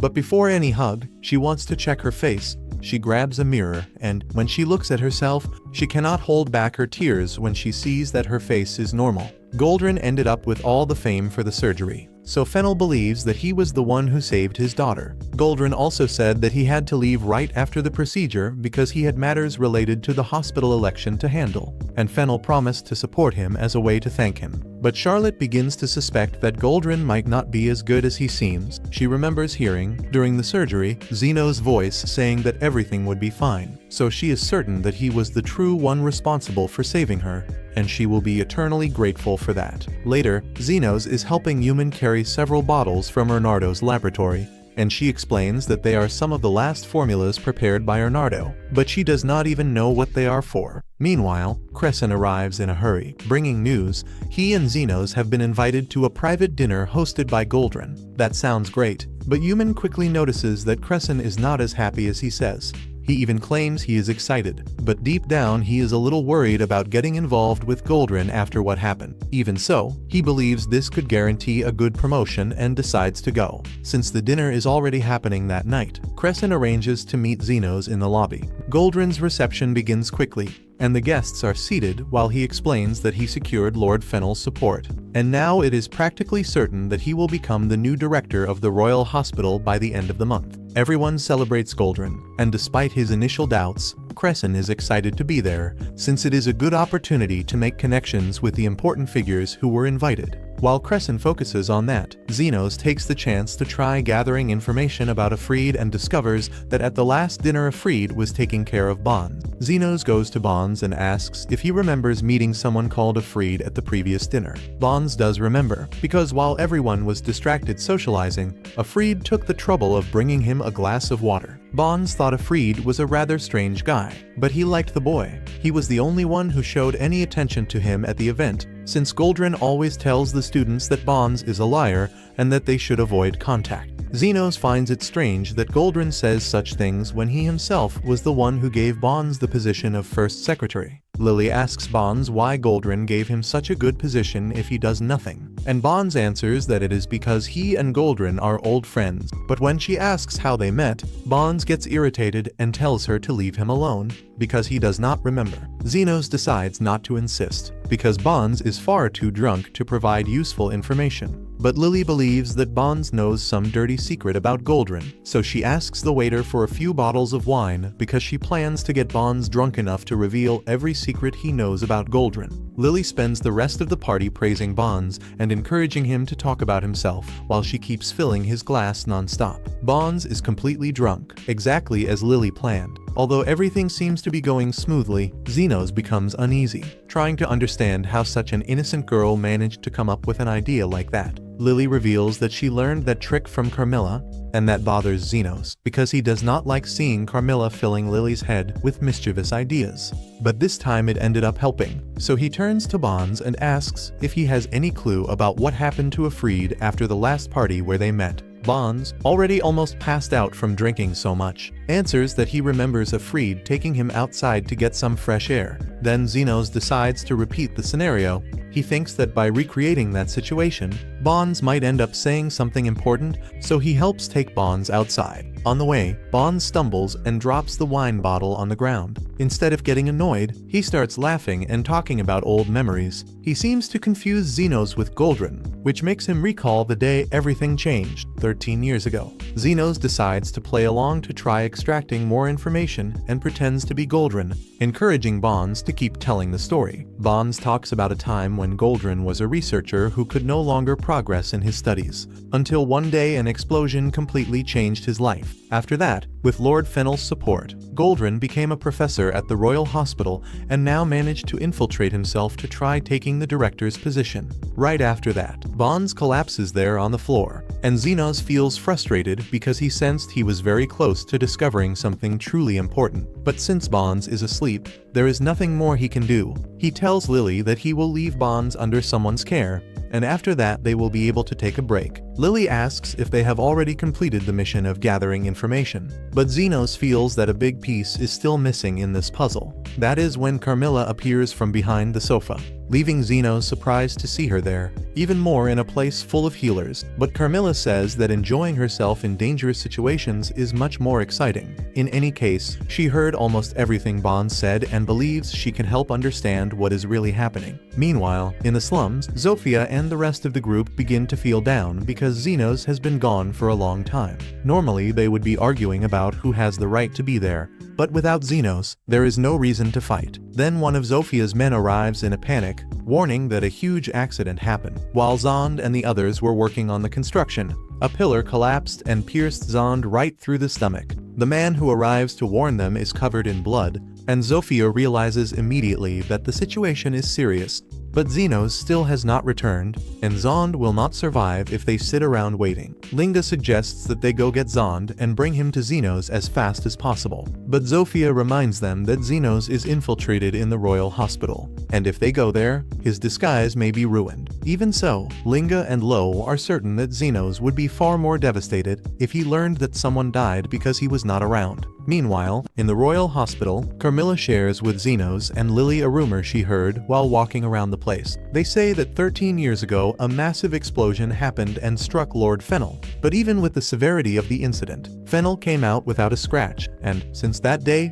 owed a favor to Goldrin. When people hear of a noble indebted to a healer after a disaster, the idea that comes to mind is that the healer saved his life. But considering the level of destruction the explosion caused, one would expect that Fennel had been severely injured, probably needing a complete body restoration. Zenos comments that this type of restoration is not that difficult as long as the person's heart is still beating. For someone like him, it would be possible, but Goldrin definitely would not be able to do it. So Lily raises the possibility that another healer was the one who saved Fennel after the explosion. But before Fennel regained consciousness, that healer stepped away, and Goldrin took the chance to claim the credit and use Fennel to rise in his career inside the hospital. She also believes that Bonds witnessed everything and has been using that to blackmail Goldrin, and that during the last party, when Afreed was helping Bonds, he must have accidentally heard the truth, which made Afreed disappear in fear that Goldrin would try to do something against him. That is when Crescent appears, saying he had been looking for Lily everywhere.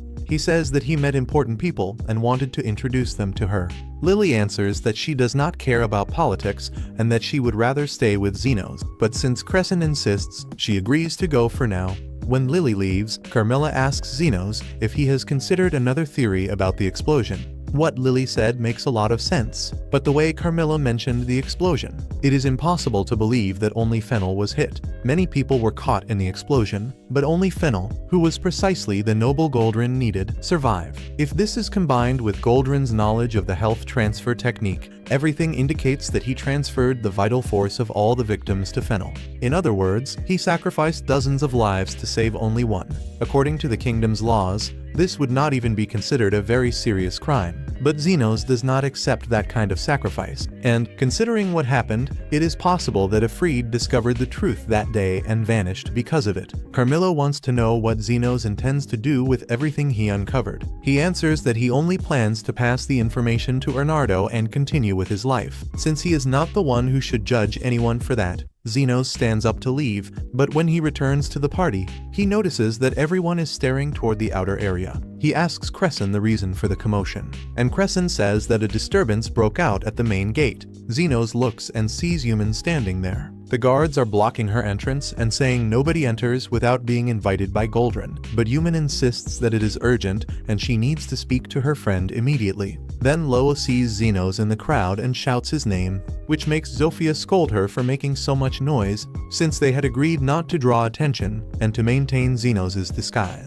Lo even apologizes, but Zaun's condition is becoming critical, and they cannot waste any more time. When Goldrin hears the noise, he immediately wants to know why some filthy demi-humans are trying to enter his mansion and orders the guards to drive them all out. But before they can do anything, Linga quickly takes the guards down, and Lo enters with the unconscious Zond in her arms. She calls for Zenos, saying it is a life or death case. The people at the party begin whispering when they hear Zenos' name, asking if it is true that he associates with demi-humans. Zenos does not care about that and asks what happened. Lo explains that Zond suffered a serious accident at a construction site and that they went to the dormitories in the Royal Hospital to look for Zenos, but ended up running into Yuman. She was the one who explained where Zenos was. Goldrin goes up to Zenos and wants to know what he has to do with those demi-humans. Zenos ignores him and tells the others that he will help. Goldrin warns that if he does that, he will be throwing away any chance of joining his team. But Zenos does not care. To him, being a healer means helping whoever needs help. He says goodbye to Crescent and tells Lily that it is time to leave. Zenos grabs her and jumps over the railing to the lower floor. Crescent sees Zenos going away and cannot understand how he had the courage to abandon such a brilliant future as a healer. Goldrin approaches Crescent and tells him not to even think about following the same path, now that Zenos has gone against him. Goldrin promises to destroy any chance Zenos might have of continuing his career in the hospital. Crescent even thinks Zenos acted impulsively, but he remembers how Zenos was always willing to help anyone, no matter who it was. As for Goldrin, he knows he would do anything for more power, even betray allies. So Crescent decides to act like Zenos and also jumps from the balcony to help. But when he finally gets close, Zenos had already finished treating Zond and no longer needed help. Yuman calls Crescent an idiot for throwing his future away for nothing, but she admits she heard what he said earlier and that, for the first time, he said something worthy. In the end, she even feels proud to be his friend, although she still thinks he is annoying. The next day, Zenos goes to Bernardo and tells him everything about Goldrin's vile scheme. Bernardo remembers that Afreed mentioned being injured in an accident when he was a child, and deduces that he must have survived that disaster.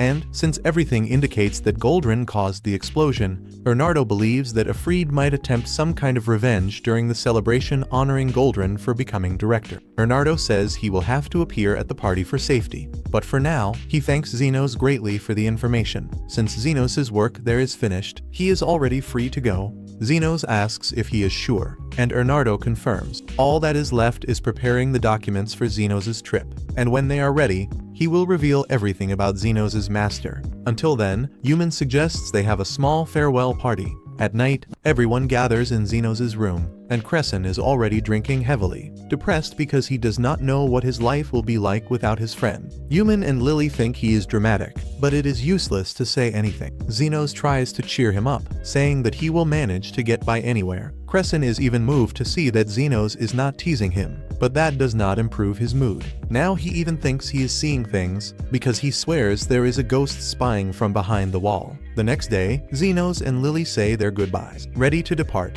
Before they leave, Yumin hands over a letter from Bernardo with information about Xenos' master. However, when they arrive at Bernardo's office, they find something strange on his desk. Meanwhile, Bernardo had already taken everyone down at Goldrin's party. Until that moment, everything seemed perfect during the celebration. Fennel still felt indebted to him, and everyone there planned to vote for him in the election. Goldrin was closer than ever to his goal. All of this began 13 years earlier, when Goldrin accidentally triggered an explosion because of an experiment. At the time, several people were injured on the street, but Goldrin only wanted to get out of there and pretend he had nothing to do with it. But then he saw a noble among the wounded, and thought that if he saved that man, he could rise in life. So he decided to drain the vital force of all the others and transfer it to Fennel, so that Fennel would remain indebted to him. While he was doing that, Goldrin was so confident in his clever plan that he did not even notice Bonds approaching. Bonds managed to take a picture of him in the act. To make sure Bonds would not expose him,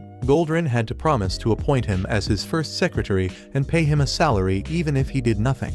Once Goldrin bought Bonds' silence, everything started to work out for him. Shortly afterward, Bernardo approached Goldrin, and Goldrin assumed he came because he was interested in gaining some kind of advantage, since Goldrin would soon become the hospital's new director. Goldrin remembered hearing that Bernardo was the one who brought Xenos to work at the hospital, so Goldrin decided to vent to Bernardo and commented that Xenos was a complete fool. Bernardo asked if Xenos had done something to anger Goldrin, and Goldrin answered by saying that, although Xenos was a good healer, he had the audacity the previous night to treat a demi-human. In Goldrin's view, the lives of demi-humans and poor people have no value, and therefore they must die serving nobles like him. Hearing that from Goldrin was the breaking point for Bernardo. In Bernardo's office, Xenos and Yumin have just found the image of Goldrin stealing vitality from others to save Fennel. They immediately realize that it was from the case 13 years ago.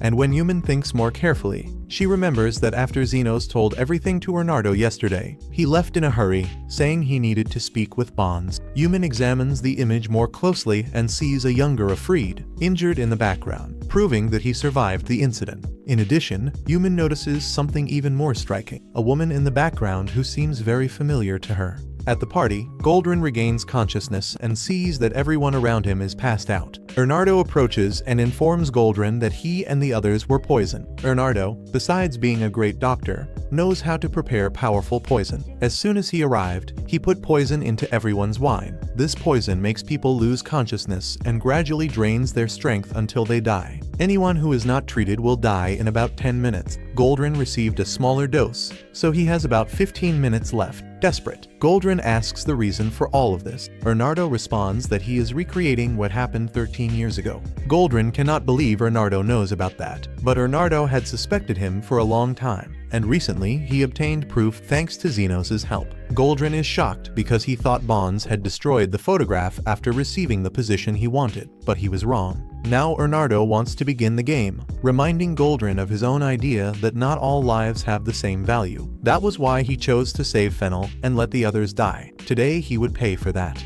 Goldrin tries to justify himself by saying that the other people would have died anyway, but Bernardo counters, saying that Afreed was among the wounded and survived. Bernardo's wife, however, was not as fortunate and died because Goldrin drained her energy. Bernardo says that even if Goldrin can still use the transfer magic, he would need a great amount of energy to neutralize the poison. Fortunately, there are many unconscious people nearby. Goldrin is speechless at first, but soon remembers that Bernardo must have an antidote. He tries to negotiate by promising to reduce Bernardo's sentence if he hands over the antidote. But Bernardo has only more poisoned wine in the bottle, and, without a second thought, takes a drink. Now he is also condemned. Bernardo admits that he created an antidote and proposes one final challenge to Goldrin. He can try to save himself, Fennel, and the others, or save Bernardo, betting that Bernardo might give him the antidote. Goldrin asks if Bernardo thinks he will get away with this, but Bernardo only tells him to decide quickly, because the deaths will begin soon.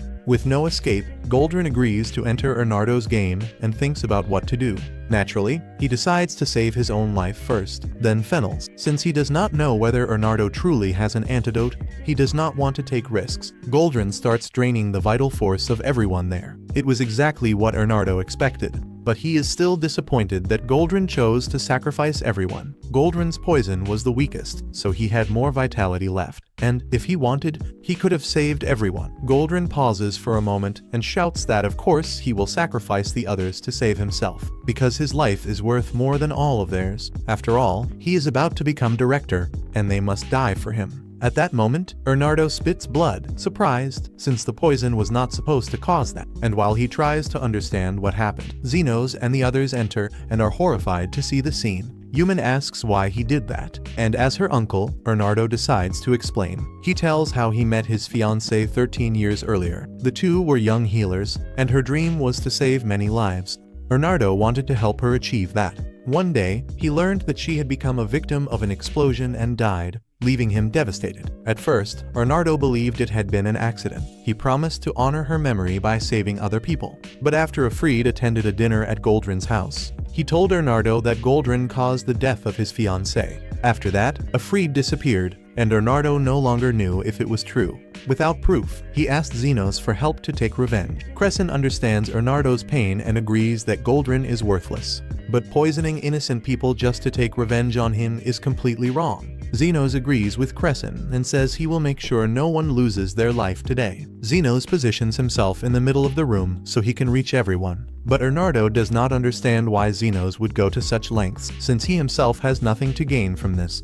Even if that is true, if Zenos left things as they were, Bernardo would end up becoming a murderer, and that would make Yuman very sad. He was truly grateful for the farewell party she made for him, and he had not even repaid the gesture, so he feels this is the least he can do. However, despite Zenos' abilities, Bernardo thinks it is difficult for him to save everyone, especially because he does not even know which poison was used. And even if Bernardo explained, there would not be enough time for Zenos to study the composition of the poison. So Zenos decides to act on instinct. He raises his hands and activates a healing spell. But Bernardo warns him that this basic spell is useless in this situation, because it only treats injuries and cannot remove poison from the body. But Zenos had already predicted that. He realized he would not be able to eliminate the poison directly, so he decided to keep using healing magic to sustain everyone until the poison left their bodies naturally. Crescent and Yuman offer to help, and Zenos asks them to focus on casting healing magic on the most weakened. Meanwhile, Bernardo cannot believe how Zenos is managing to maintain that level of power for so long. Seeing everyone dedicate themselves so much to saving the others, Bernardo begins to question whether what he did was truly right. His wife's dream was to save as many people as possible, but now the man responsible for her death is about to become the new head of the hospital, and he is someone who believes that only the rich and influential deserve to be saved. Bernardo could not allow someone like Goldrin to reach that position of power in the hospital. If that happened, only the wealthy would have access to advanced treatment, while the rest would be left without care. But if all lives are valuable, Bernardo understands that he cannot take lives merely out of a thirst for revenge. He kneels and thanks Zenos for having saved everyone there, but Zenos says he was simply fulfilling his duty. Even so, he warns that he will send the bill to Bernardo, because the effort was enormous. Zenos may have saved the others, but he does not have any sympathy for Goldrin, so he left him behind. Goldrin screams in pain and orders Zenos to heal him immediately, but Zenos reminds him that he is no longer part of Goldrin's faction, so he has no reason to obey. Goldrin then turns to the students and demands that they help him, but they had heard everything and now know that he was willing to sacrifice them, so no one wants to help. Zenos tells Goldrin that his own students have turned their backs on him. Even so, Zenos is willing to help, but only if Goldrin agrees to pay for the healing. And since Zenos is already at his limit, he will charge an additional fee. Zenos says that if Goldrin does not want to pay, he will not insist and is already leaving. But Goldrin notices that Zenos truly might let him die and ends up accepting the price. However, being healed is no longer his biggest problem, because Fennel heard everything about how Goldrin was responsible for the explosion 13 years ago, and he is furious. The next day, Ernardo is taken to be interrogated in prison, and Zenos and Yumin obtain authorization to visit him. Yumin is happy to see that Ernardo is returning to who he was before. Ernardo is also pleased with the visit, but surprised by how quickly they received permission.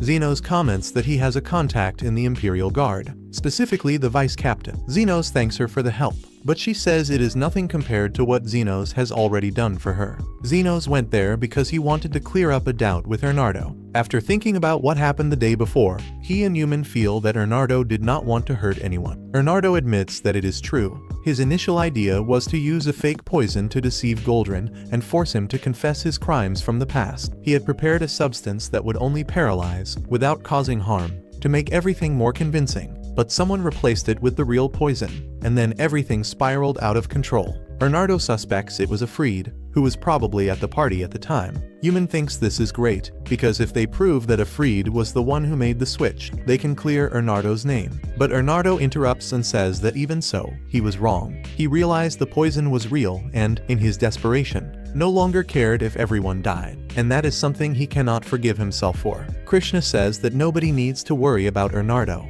because in the end everyone was saved thanks to Zenos' effort, and they were left with no after effects. She says that she can use her position to have the charges against Ernardo annulled. Zenos does not think this is the most correct approach, but he knows they will need all the help they can get and agrees to let Krishna handle the situation. Before Zenos leaves, Ernardo says one more thing. He finds it hard to believe that the real Afreed could have survived the accident 13 years ago, especially after Goldrin drained his life force. Because of this, Ernardo believes that the current Afreed is an imposter, and since it was Zenos who ruined this imposter's plan to make Ernardo attack a group of nobles, Ernardo fears that the next target will be Zenos. In another part of the kingdom, we discover that the one pulling the strings behind everything was the guide, who now controls Afreed's body, and he is frustrated because the plan failed.